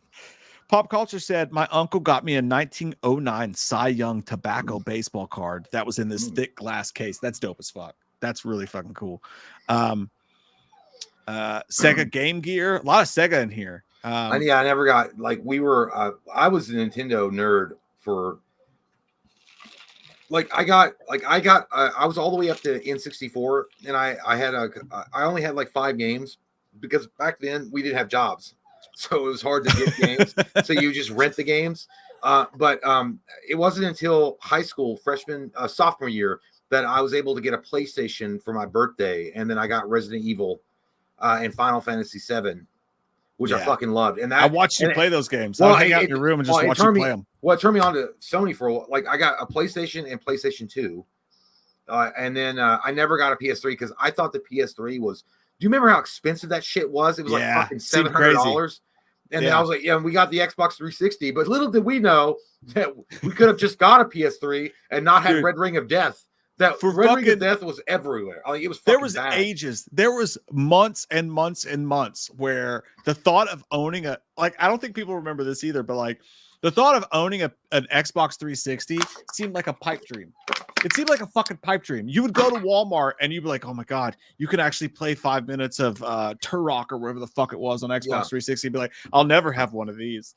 You know, and then you finally got one refurbished from GameStop and it broke within 2 weeks and you got the Red Ring of Death and that was depressing. That was the worst. Yeah, and you would try to find if I wrap my Xbox 360 in a bunch of covers and overheat it, I can fix the Red Ring of Death. I've tried that shit because too, dude. I've tried that exact same shit. You can make the thermal paste on the card reattach, and it was such a broken console. But I gotta be fair, I think the Xbox 360 was the best console, even though it fucking sucked. As far as as far as hardware, the PS3 was superior in every way. The GameCube was superior in every way. But never had a game. I only got it way later. But the 360 had the best games.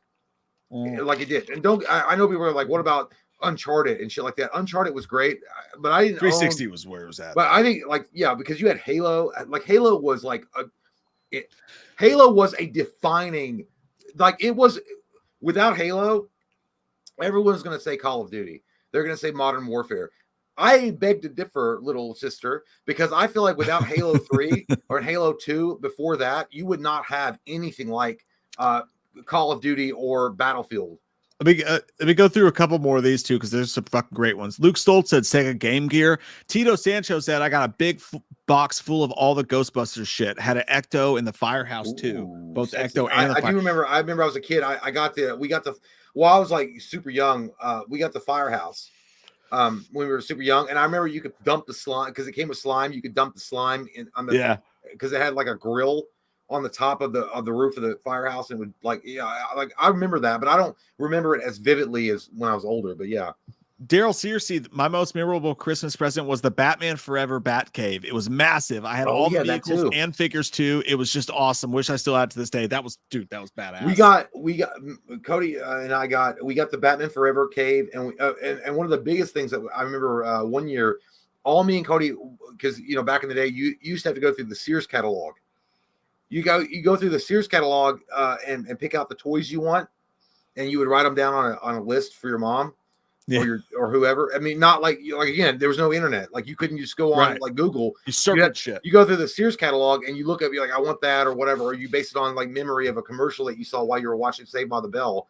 And like like it was. But that one year, it was all about Power Rangers. And me and Cody had made it a goal between us. It's like let's just get as many Power Rangers as we can. So I picked a lot of Power Ranger stuff, and he picked a lot of Power Ranger stuff.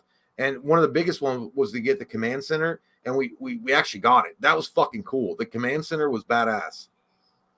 Yeah, dude. We also used to get those the pump action the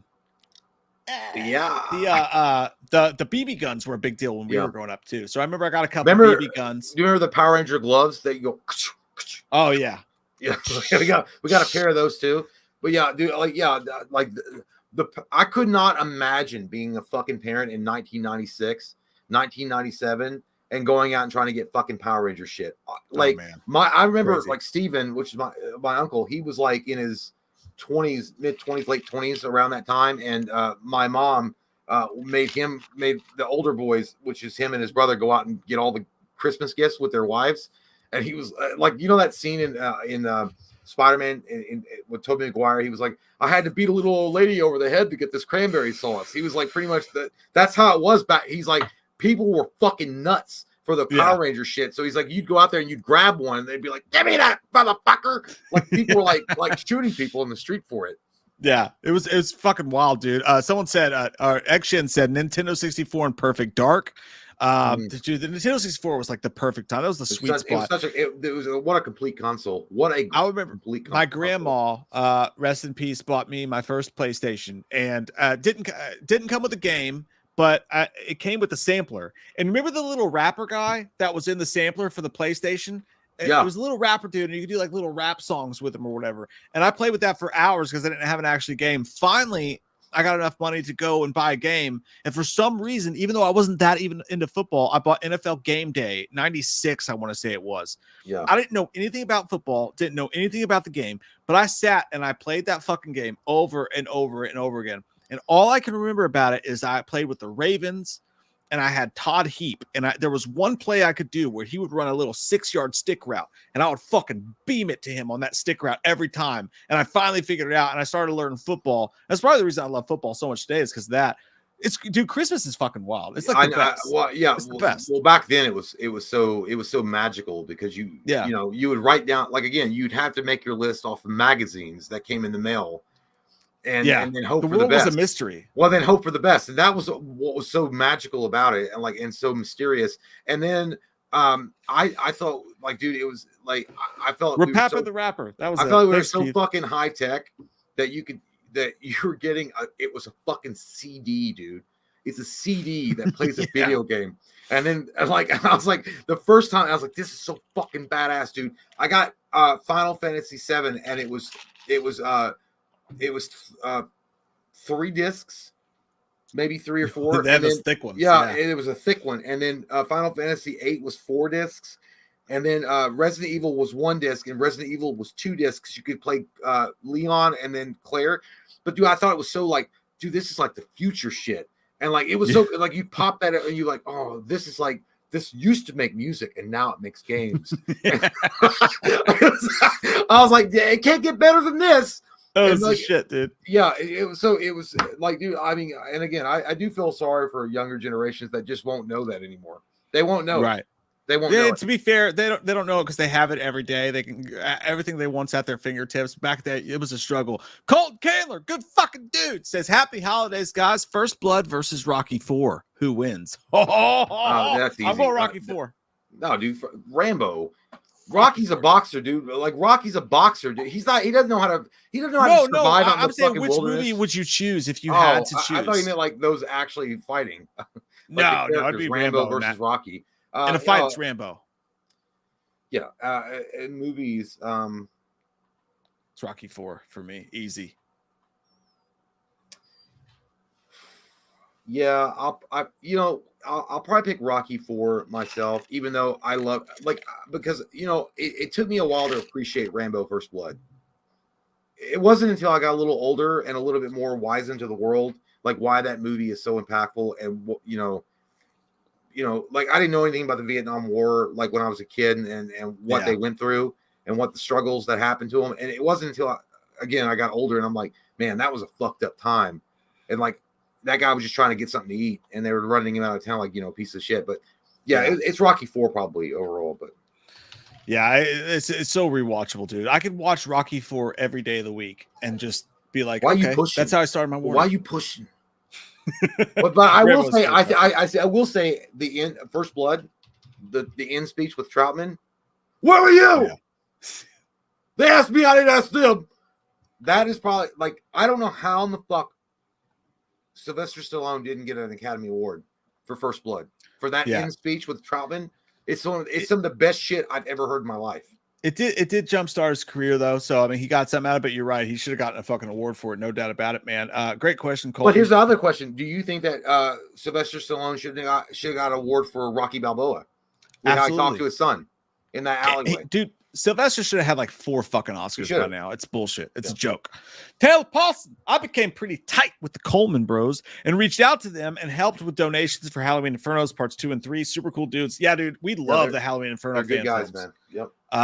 So that's not a bad boat to hit yourself to at all. I think those are some of the most underrated Halloween fan films. They fucking crush, bro. Yep. They're amazing. Christopher Sampson, fly me to the moon like that bitch. Alice Crampson says, Merry Christmas, guys. You guys have provided another year of high quality programming, so thank you very much. I hope Santa brings you guys all you want. Mike, I'm going to watch your top 10 movies. Jay, stay frosty, my friend. So you're not going to watch mine? That's fine. That's cool. Give it to us. That's fine, Chris. Top 10, but thank you, Chris. Chris, you are without a doubt. Listen, and again, I always remember this when I see you, Chris. If me and Mike ever do a Dawn of the Dead parody, you're going to be our Ving Rhames, 1,000 fucking % because I can see your profile picture and I trust you, like intimately. I trust you. Like I would look to you in a disaster and be like, this guy knows what's going on and he can get us out of this. So yeah, thank you, I believe, and Merry Christmas to you as well, man. Yeah, dude. Chris, you are a fucking cornerstone, a mainstay, a reason why we keep doing this, dude. You're the fucking best. You're the Rock of Gibraltar. He is. You're the fucking man, Chris. We love you. Hey, you know what we should do? We should probably do that Porky's review really quick. We should. That's exactly what I was going to say. We should review Porky's. This is from a Patreon man, a beautiful man, a handsome man, the best man. James Jackson requested some time ago us to review a movie called Porky's. 1981. Holy tit shit, you guys. Yeah. I never saw this. This is a first time watch for me completely. All right. It's Porky's from, as Jay said, I can't believe it's only 1981. It feels like it was probably 1942. Well, no, it was set in the 50s. But man, I'd seen this movie before, but I think I've just it was one of those movies that I watched and I forgot about. Just because I think that this is a blueprint for movies that came out after it for sure.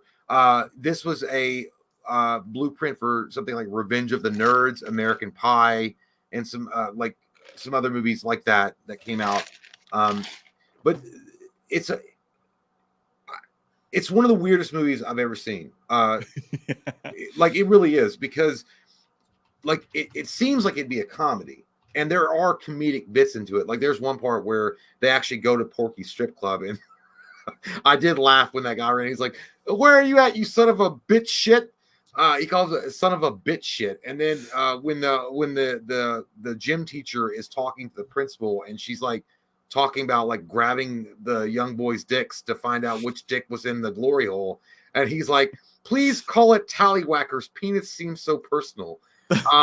There are moments in it that are actually funny, but overall, I it didn't know what the fuck it wanted to be.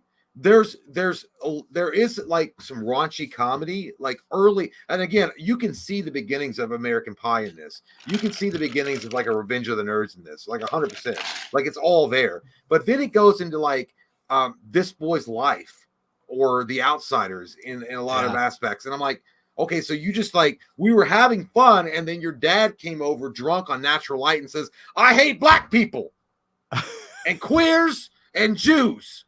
And you're like, what the fuck just happened? We were just having a good time, and all of a sudden Captain Doofus showed up and ruined everything. And like, maybe that was the tone, but it's tonally all over the fucking place.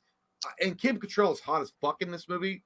She's hot as fuck. Kim Cattrall is super, oh my God. But even sometimes the jokes that they're trying to go for, it's so forced. It just doesn't, there's no natural, like when we got, like, you know, like, again, we're not actors, okay? We're not actors, but like, if we were going to write something like this, or like do a comedic skit, we would at least have it where it was funny enough to where it would be a genuine laughter. But sometimes when the certain scenes pop up, it's like they're trying so hard to make you laugh that they're forcing this laugh. I don't know. You know what I mean? Dude. I gotta be honest. I don't think it's like, it's not a bad movie, but I definitely would not watch this movie again, just because I feel like I'm watching again the inferior version of Revenge of the Nerds or American Pie. So I have no desire to go back and watch it. I 100% get what you're saying about Porky's, but like, because it starts out and it's like, oh my God, the literal plot of the movie is just a bunch of high school kids who are trying to get laid, but it's a fucking time capsule. Like, it's a fucking blast from the past, because this movie is so gnarly with their jokes, the way they talk about women, the way they talk to women, the way they like pass off girls, like all this shit like that. Yeah. But there's so many scenes in this. You're right. I would probably take, there's two different scenes in this that I would take out completely. One, they do this whole soliloquy about, there's this one character who's like, he hates Jews, and like he's super racist, and he's a disgusting piece of shit. And they're like, but he's our friend. Timmy. But then you find out that his dad is a piece of shit, and he's not actually like that. But the movie, I mean, honestly, there's a lot of people out there like that today that are just super racist and pieces of shit, but it's only because they're parents and they don't know any better. And this kid's dad beats him up, and there's this whole deep, dark storyline. But that's what you're right. The movie will be like American Pie, and then all of a sudden you're in the middle of a fucking HBO fucking This Is Your Life thing. Yeah. And it's so deep and dark. And then the end of the movie turns into this like fucking Navy SEALs espionage thing. I didn't like for that way too long. But in between those, in the pockets, I fucking laughed my dick off, dude. Specifically, one scene in specific, I love. I'm actually gonna show it to you, because we're demonetized on this shit anyway. It doesn't really fucking matter. Just watch this scene, dude. This is so fucking funny. I cried. Yeah, that's the Tallywhacker thing. Yeah. Yeah, I cried watching this. Watch this with us, you guys. Mr. Carter, I know this is completely unorthodox, but I think this is the only way to find that boy. Now that penis had a mole on it. That penis had a mole on it. In spite of the juvenile snickers of watch some, the guys in the background. Yeah, the only problem that they're trying so hard, though, they're overacting it. But it still makes me laugh, dude. Spoiler must be stopped. He's extremely dangerous. And Mr. Carter, I'm certain that everyone in this room knows who that is. He's a contemptible little pervert who's bound breaker. Well, course. I thought the principal was he's like But I've got him collywhackers. now, and I'm not going to let him slip through my fingers. Well, Okay? fast, Now, Well, fast forward a well, little the bit. joke's gonna be lost that they don't know. Like she Please, literally grabs can his we- dick out of the glory hole, and so she says, "I'm not gonna let it slip through my fingers again." But she literally had her hands around this guy's dick. That's So that's like the center point of the movie is these guys, they would go and watch the girls in the shower, and they would watch them through these little peepholes in the shower and watch them shower. But then this they PE made like teacher- 3 of these. yeah, I know it's crazy. But then she's trying to get the dude caught. Just watch the guy in the middle. It just fucking kills me, dude. Call it a tallywhacker. Penis is so personal. Let's say like penis is Penis so is so personal. Penis is so personal. hoods over their heads to avoid embarrassment. Now listen, we have got to do it as distasteful as it is. I know it's him. You know the guy in the middle reminds me of? He reminds me like William Sadler Tell him. could have been that guy. Yeah. Had a mole on it. But And that everybody had this mole moment like, in a is the situation key and to you're it. trying so hard not to laugh that you can't fucking Mr. help it. Albrecht, do you realize the difficulty of your request? Now, I would be very happy to apprehend the young man myself. Look at her rubbing his Rubbing his hand. Of the Board of It's like Education. it's all sexy and shit. If you were granted a lineup in order to examine their private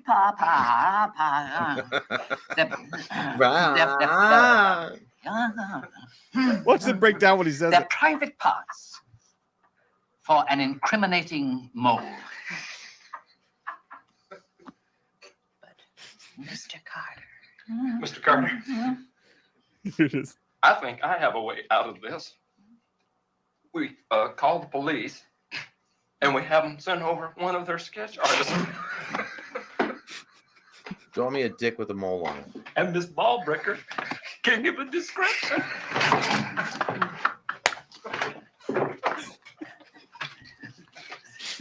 We can put up wanted posters all over school. It's the space of the fucking ball. I just Have you seen this prick? Report immediately to Beulah Ballbreaker. The dude puts his fist in his mouth. yeah, I don't know why. We got a dip diagram this prick as it is armed and dangerous.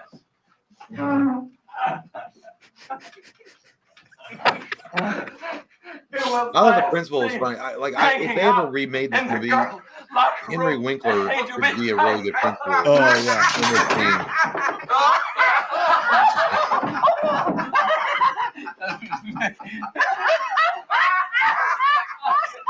By the way, I will point out,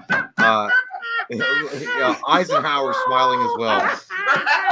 It's interesting that this movie is unavailable on Prime. It's unavailable. You can't rent it. You can't even fucking find it. I don't know if it was because somebody was offended. I don't know what. It's weird. Oh well, that's the thing. Like this movie is so outdated. Well, Nobody wants you to see this today. Yeah, I mean, first off, I don't give a shit. Like comedy's comedy. Like you take a swing, it might not work, it might not stand the test of time. You get, whatever. But I mean, taking it away from other people to enjoy and make their own decisions is kind of fucking stupid. You're gonna find it regardless. So I don't know, but I don't know. Hidden movies. Yeah, It's a hidden movie. I think that everyone should watch it because again, it's definitely the precursor to stuff like American Pie, Revenge of the Nerds, all that kind of over the top type of comedy. Did I personally think that it was like super hilarious? No, I thought it was a decent movie. I get though that if you were born in like 1961 and you were 20 years old when this movie came out in 1981, it would probably be the most hilarious thing you ever fucking saw because you grew up in the fucking 70s and shit. Maybe all the strict parenting and all the dads and shit. Who the fuck knows? But at the end of the day, what makes me I cannot, like, again, I don't understand why it's just not available. Like, it's like if somebody really was that offended, it's not just this movie. Maybe it's not that. Maybe it's just one of those movies that just gets. Revenge of the Nerds is that's why also physical media is so Revenge important. of the Nerds is not available also because they accused the fuck Lewis raped the Maybe girl. Shut the fuck up, dude. No. It came out in the 80s. Like, goddamn, dude. Like, But I will say, yeah, I will say though, like if it as a blast from the past, if you go back and watch this and realize that times were so different, there I feel like there's a lot of really, really funny moments. Now, like that one dude who's always trying to get laid did get on my nerves Pee-wee. because he was like, they're hot, they're hot, they're hot. I was like, calm Yeah. the fuck down. All right, you're annoying. But like Meat made me laugh. Meat was funny. I like Meat. There's like I'd say there's probably like 10 or 11 set pieces There in are- this that well, you know, really I- cracked me the fuck up, dude. Like I loved it. I feel like there's a lot of characters. But that's also another problem, I think, is that there were so many characters, it was really hard to remember. Because it didn't feel, it felt weird. Like all these guys were friends, and all the girls that they were spying on, they were completely cool with them like sexualizing them and be like, yeah, I want to lick that puss. Yeah, And they were like, totally it was just, I mean, I get it was a different, I mean, I don't care about that, like whatever.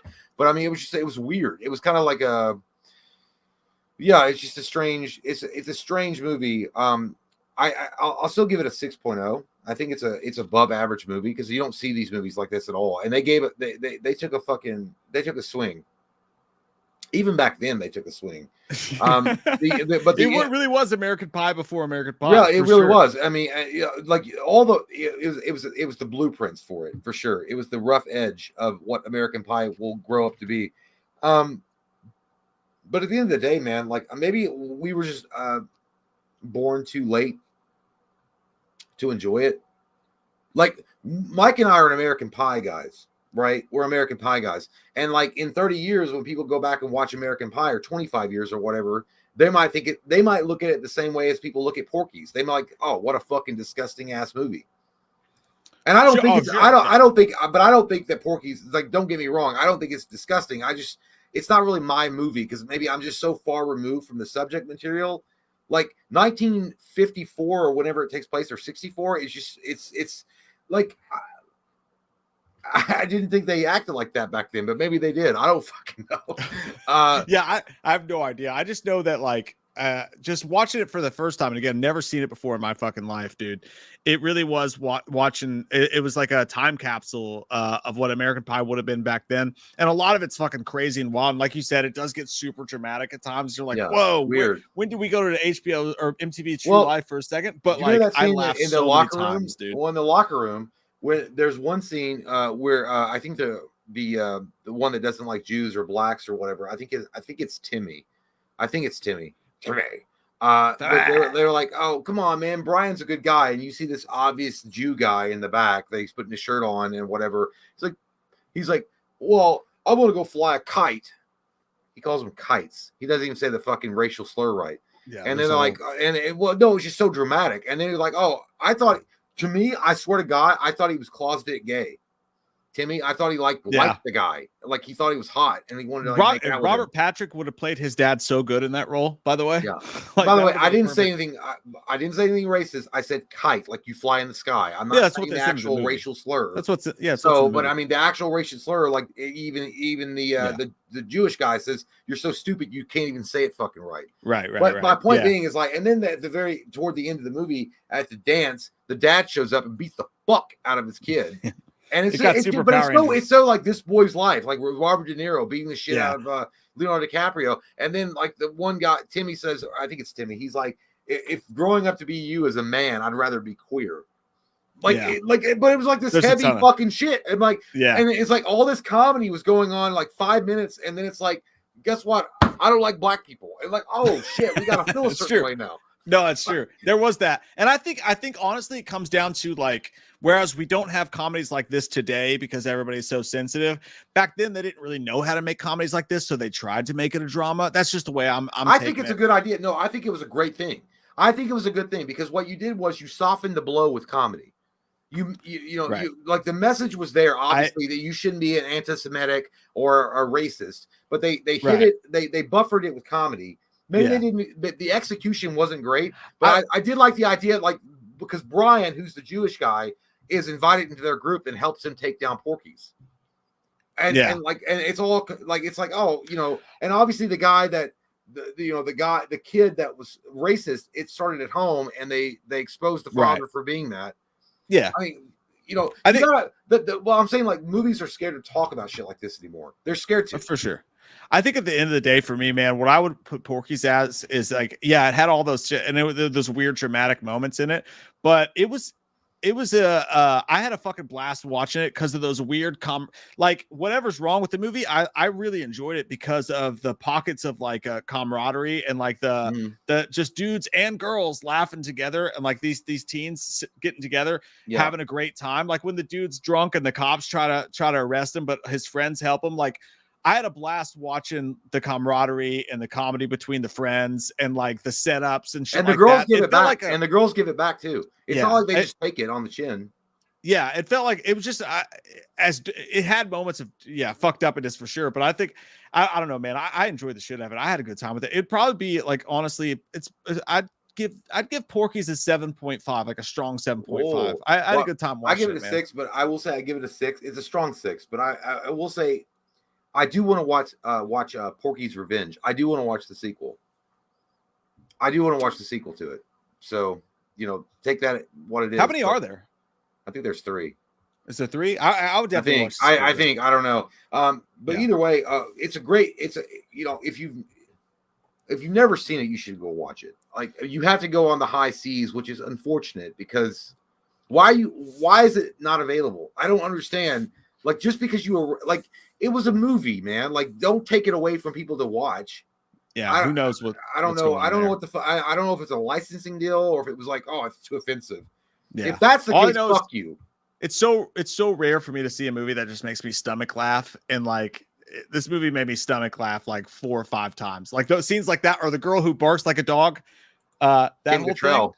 She was like, "Woo, dude!" I was dying, and when that guy has to cover his face because he's laughing so fucking hard, I was crying. And like, I can't tell you the last time I cried. I was laughing so hard. So yeah, James Jackson, great pick, dude. I'm glad I finally fucking got to experience this movie. What a fucking time capsule of a fucking American Pie movie this was. And like Jay, I would recommend watching it for sure. Trust me, there's offensive shit in it. There's a lot of offensive shit in it. So if you're sensitive to that kind of stuff, do not watch it. But if you can understand the time and the movie for what it was, you will have a fucking blast with it. Or you can just understand comedy. Like sometimes it's going to put you on your toes. So different world. That's called comedy. Yeah, great fucking pick, Josh. Dude, thank you, man. Great fucking pick, James. James, Jacob Jingleheimer Smith. That's my name too. Hi, ha. Iron Samurai says, "What's up, my boys?" With Down Claw releasing this week, I would love to hear y'all's guys' review of the movie, whether it be in the stream. We're gonna be doing or that. in one of y'all's movie reviews. Love your Samurais. Yeah, we should definitely. Is that this week? Like wide? Is it wide? I don't know if I thought it was Monday. Iron Samurai. I almost Googled Iron Claw release date 2023. So it comes out this year for sure. Oh, okay. What's the day though? You fucking sluts. It's 12/20 right now. Doesn't it come on the 23rd? It says December 22nd. So it comes out in 2 days. Our next live stream should be about next Wednesday if everything works out. I'm gonna go see it. So yeah, we can review it. Yeah, next live stream, and then maybe we'll do like we'll talk about other wrestling movies and shit too. It sucks too because I would love to do a commentary with that, but of course we're not going to ever do that because we can't get like an early access to it. But yeah, it's probably in theaters only. Woodsboro Fanatic says, "Gays, make sure you both see this." Thank you for your consistent dedication and quality content. You've inspired me and impacted my life in huge ways since finding this community. Grateful for you. Hey, we're grateful for you, buddy. And I'm grateful for you for finally taking the plunge into that asshole that you see at the gym when you're done working out. That you've been that's been over with some Perplets. I'm here. I'm queer. You make stop by sometime for a beer. I love you, man. Thank you, dude. Thanks, brother. DJ Dream Entertainment said thoughts on this. Season of the Witch was a Black Mirror episode before Black Mirror was even thought of. If it was made today, it would fit perfect. That's true. That's actually I haven't actually seen Black Mirror, but I mean that makes sense. Because the Season of the Witch is kind of like a fucked up one-off type of idea of like what would happen if an evil corporation were selling these masks that killed kids to fund an occult. It makes sense. I'm familiar with Black Mirror, but shit fits perfect, dude. Yeah, for sure it does. Wild Willie, fantasy football extraordinaire, says, "I miss our family tradition of going to Blockbuster on Christmas Eve and picking out 2 movies, and Dad would let me buy 1 game. Miss those days, dude." Yeah, man. Awesome. I know, dude. Again, that's a time capsule that's never going to be able to. No one, like, unless you live through that time, it's hard to describe, and you know, especially to the newer generations, but we'll never get it again, and that really sucks. It does make you wish you could go back in time and slap yourself in the fucking balls and be like, hey man, really appreciate this, really put this to memory, jot it down, fucking make a journal about what today was like, because you're never gonna have it again. Taking the kids to the family video stores right before they went out of business, I was like, you guys don't even know how cool this is right now. Like, you have no fucking idea. But it's a trade-in. Like, you get everything you want at your fingertips on Google or whatever. But like, but I don't want you'll never experience that. But I don't want that now. I want to go out to the movie theater, or no, I want to go like, dude, how cool. Like, today is Thursday. No, it's not. Today is Wednesday. Okay, on Thursday night, you're sitting around, you're like, man, you know what's gonna be awesome is I get off work at 5 p.m. on Friday. I'm going to go to the fucking Blockbuster. I'm going to rent that new movie that's coming out. And it was a built-in date, dude. I know. And you're like, I'm going to take my wife, my girlfriend. I'm going to take the kids. I'm going to go, and they can rent a movie, but I get to rent my movie. And oh my God, dude. And they're going to put that fucking bag, and you're going to like, and they're like, it's going to be due back in 2 days. Like, fuck you. I'll bring it back tomorrow when I'm done. I really wish, dude. I wish I could take my kids to the video Remember back store. in the day, you had to call the fucking store to reserve like a title. Yeah. Like if there's a big movie. Yeah. Like what if your kids like if it was 1993 or 1992 and Hook was coming out. Remember that was the big rage. And you had and your girls were like, I want to see Peter Pan, Daddy. Be like, shut up. And you're like, let me call Blockbuster. And you're like, hey, Todd, listen, dude, you like give me a copy. Is there any way you can reserve a copy of Hook? Yeah. And then he's like, it's going to be available at 10 a.m. on Friday. You got to come pick it up because I can't hold it forever. You're like, I'll be there. Like, dude, that was it. I'll never forget, man. Like, just begging dad to like, we'll be at the dinner table. We're like, come on, can we go rent a movie tonight? Come on, please, let's do it. Let's go rent a movie. Like, yes, he finally does. I really wish I could experience that with my kids because I'd be there every night. We're like, we're fucking doing it. We're renting it. But I did get to experience a touch of dating during video store rentals. I'll never forget one of the first girls I dated when I was of drinking age. We went there and she was like a law student at like Vanderbilt, and I was a piece of shit who worked at H.H. Gregg and put TVs in the back of people's trucks. And we go on like our 4th or 5th date, and like, let's go rent a movie at Blockbuster. And this is at the start of when they were really going down. No, I just did this. I was like, but I remember walking around and I'm like, we should watch Beavis and Butthead Through America. I'd love that movie. And she's like, and you can see like the life dying out of her eyes. And she was like, she literally in the middle of the Blockbuster. Obviously not. No, in the middle of Blockbuster, she was like, see, I think there's just like a problem between me. Oh my like, God. I would like you want to watch Beavis and Butthead Do America. I want to watch Syriana with George Clooney. Like, I also like to watch Beavis and Butthead Do a Mannequin as well. I was like, that's fine. What I'll watch George. I don't care. Katie Bottom, love you too, you son of a bitch. Katie's the best. Yeah, Katie's awesome. I think the last when I was married to my Skeletor ex-wife, I was dropping off movies at Hollywood Video, and I opened the door for somebody and I let them in, and I came back to the car and she's like, oh my God, that was my ex-boyfriend, Luke. And I'm like, what, for real? I was in high school, and she was like, that was my ex-boyfriend that you just held the door open for. And he was like, thanks. And you were like, thanks. And you got in the car. I'm like, yeah. It's like, well, he looks gay. I didn't know.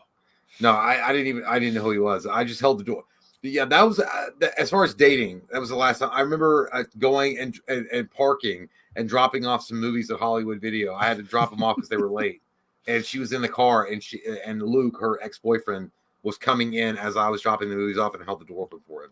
At that same Hollywood Video, dude, I swear to God, Taco Bell, genius. I was there at that Hollywood Video, and I left the store. I rented my movie. I drove away. And I swear to God, I'll never understand it, but I saw a guy who looked exactly like Ryan Klesko, Braves baseball player in the 90s, looked exactly like Ryan Klesko, get into a hoopty, a piece of shit car, and in Kentucky. And you thought, okay, it's definitely not him. The motherfucker, dude, when he pulled away, his dry cleaning in the back seat of his car was a fucking Braves jersey that said Klesko on the back of it. And I still don't understand. This was a fucking dirt shit car in Kentucky, and the fucking star, one of the stars of the Atlanta Braves, was in it with his jersey Hank, I still can't fucking compute it. Dude. I don't remember understand. I said hello to Timothy Oliphant standing outside our local Walmart at 3 o'clock in the morning. And It he makes no said, sense. and I pulled up because that was back in the day when you used to go to midnight release for a DVD at Walmart because they were open 24 hours. And I walked up and I waited till 2 or 3 o'clock in the morning because I didn't want any crowds to be in there. And this guy was standing outside the main entrance and smoking cigarro, as you do. And he was cool as fuck and he was a handsome dude. And he looked at me and he was like, "How you doing, buddy?" And I was like, or he's like, "How you doing, bud?" And he did it in a cool way. I can't do it. And I was like, "Hey, man." And I walked by him and I was like, that was fucking Timothy Oliphant because he was doing Justified. He was filming Justified. Yeah. And I was like, he was at my fucking Walmart and I wasn't informed. And he was smoking a cigarette. I was like, and I remember walking past like the Pepsi products and stuff. I was like, I should go back out there. So I made a loop-de-loop around the clothing section. Like, and I was trying to work my courage up to go back up there and I was going to smoke a cigarette with him. I'm like, "Hey, you're Timothy. I liked you in Hitman." Hey, at least yours made sense, dude. Mine didn't make sense. Yeah, it did. He wanted to get a video. Why was Ron Klesko and fucking? I understand yours. That mine just doesn't make any sense. It couldn't have been him. Taylor Paulson, Jay, Def Leppard rules. Too late for love. Rock Lady, Strange High and Dry, Wasted, Let It Go, Switch 625, Gods of War, Woman, Amazing Tunes, super underrated. Jesus Christ, Taylor. I told you to give me the code for the Egyptian tomb later on. What the fuck? That's the biggest run-on sentence ever. I don't know what the fuck you just said. But I thought love they it. were Def Leppard lyrics. But maybe. Def Leppard does rule. I definitely think that Def Leppard rules. It doesn't matter where they fucking play. Everyone's gonna bang their head if you pour some sugar on me or Photograph. Okay, it doesn't fucking matter.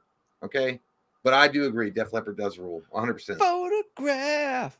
Look at this photograph. Rootin' Tootin' text Tootin' said, "Y'all still on here? Take your damn boots off. Get in the damn bed, boy. I'm gonna get Grandpappy's belt buckle if you don't." Come on, goddamn. Just come on, climb in the bed with me. Shit, it ain't gay if we're going to cuddle up next to each other and we're masculine, man. Just don't It's put your bedtime, woody on me. motherfuckers.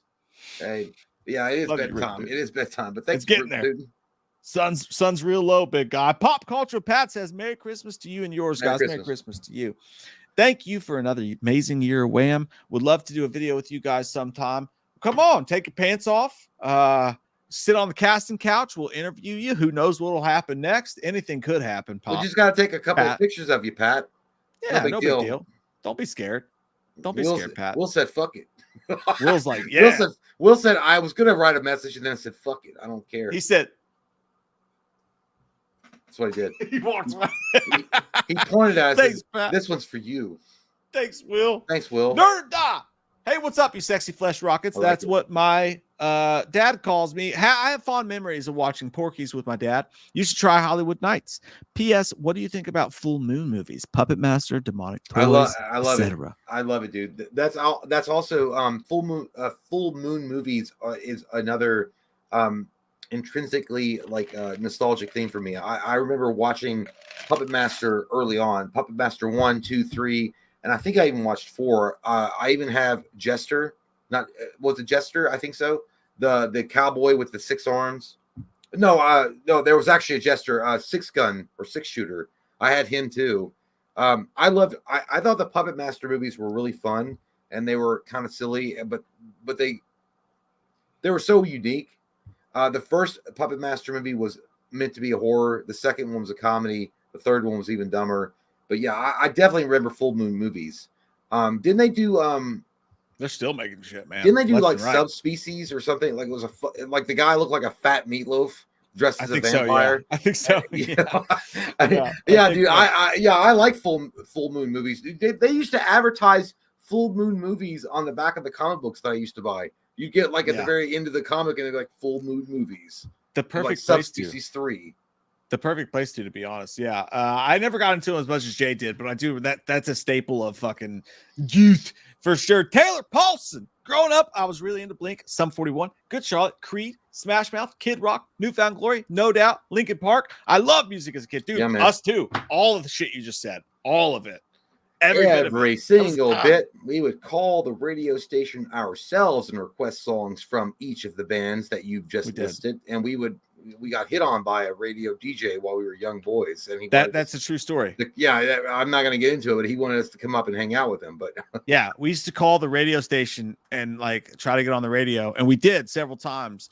But then he started like sending us personalized written letters, like wanting us to come to the studio to meet him and shit. You know what and it we probably was? would have got butt raped. we were like calling it like 12 or 1 o'clock in the morning and requesting Yeah. songs, and he was like, "I think you guys are cool."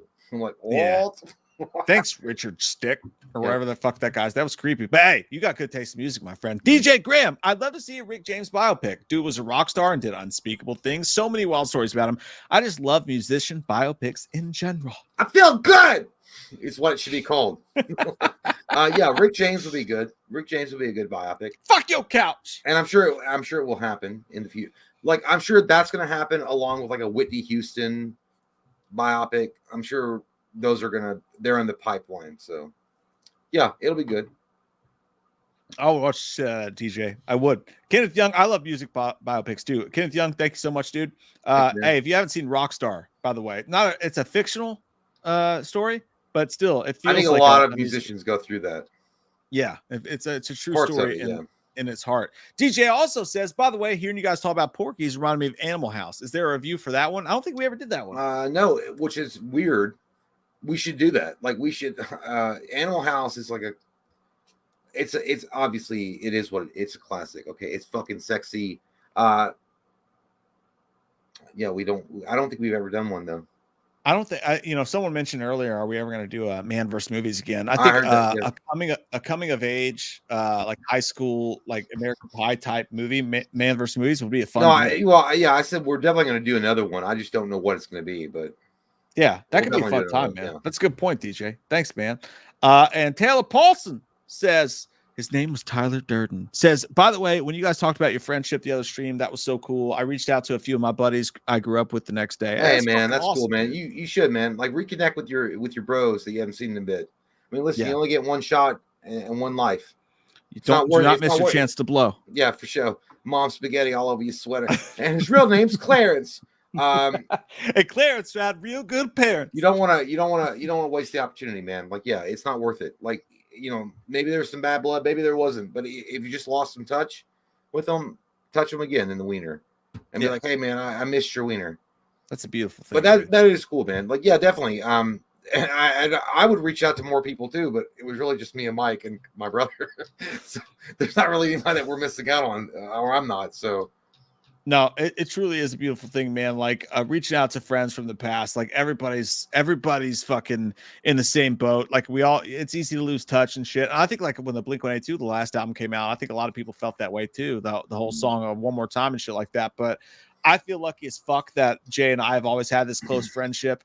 And I know a lot of people don't have that. People lose touch, but there's no harm in reaching out because I guarantee any of you guys, if you have that friend that you haven't talked to in a couple of years, if you reach out, I guarantee they're like, fuck, dude, I need a couple beers at Applebee's. Yeah. That's exactly what I need in my life. Let's do it right now. And I if was we thinking about you too in a non-gay way.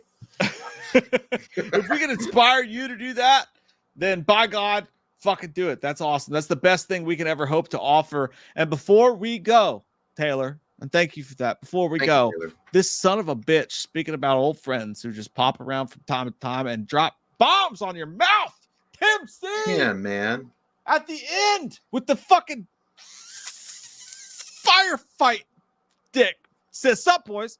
Political hot button issue. The European Union is suspending the 50% whiskey import tax for the time being. Thank Christ. Merry Christmas. I don't know what that means, Tim. Fuck yeah, dude. That means you get your goddamn liquor from the European, nations a little bit cheaper this year. Is my Maker's Mark about to get cheaper? Because It that's mi- important. Is it imported? Important. It's Or is important. it imported? because I If it's do a lot. imported, it's going to be a little bit cheaper. Yes, Tim, there's a lot of crazy things going on. I heard the EU is, what I don't like about that is the EU is starting to chomp down on the giblets on porn sites like Pornhub, Xvideos, and another porn site. They're going to regulate the fuck out of it, find out who's using it. It's going to be getting scary. It's going to be a little hectic, but either way, it doesn't matter. Concentrate Positive, Jay. Liquor is 50% off. That's what I just I read. just said you could be, yeah. What I mean is you can get drunk and fucking forget about your woes. And Tim knows what I'm talking about because Tim is informed about Project fucking Bluebeam. You Tim- fucking turtles that we've told you about. Are you telling me I gotta go to the liquor store right now? I gotta Yes, go go right now fucking because get it's drunk. 50% off. Because guess It's- what? You might as well look at your ass in the mirror and kiss it goodbye. If Where's Project my car Bluebeam keys? oh my God. Either way. But Tim, man, thank you so much, dude. What a fucking wonderful gent you is. Yep, that's gonna get you far right there. How Ghostbuster many money. liquors can I buy with this?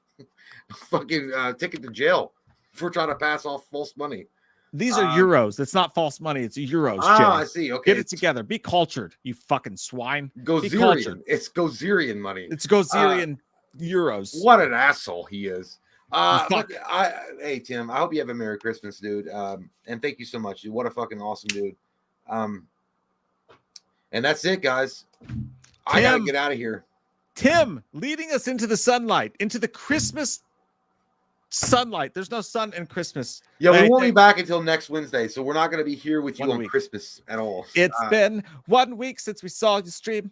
Yeah, it will be a week. It'll be a week. We're gonna take some time, spend some time with our families, familia. Have a good time there. But we hope you all have a great time with your families and enjoy it. Reach out to those that you haven't seen in a while, like Taylor did. Reconnect if you can. And Tim, man, thank you so much, dude. Coming in hot and sexy like John McClane. You don't give a Sweaty like fuck. I like You are a former cop, and you're like, listen, I'll throw a motherfucker off the Nagasaki Tower. I know. It's Get out of here, Get out of here. I gotta go. Hans. You fuck. No, it wasn't Hey. Nagasaki Tower. It was the Nakatomi. I know it's the Nakatomi. I thought it was. I was going with that. No, I know, but people are like, "You racist, Jay."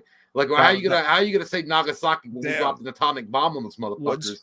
what'd you Nakatomi. do? Nakatomi. What'd you do? Anyway, Go see Godzilla -1. You fuck. I'm gonna go see Iron Claw.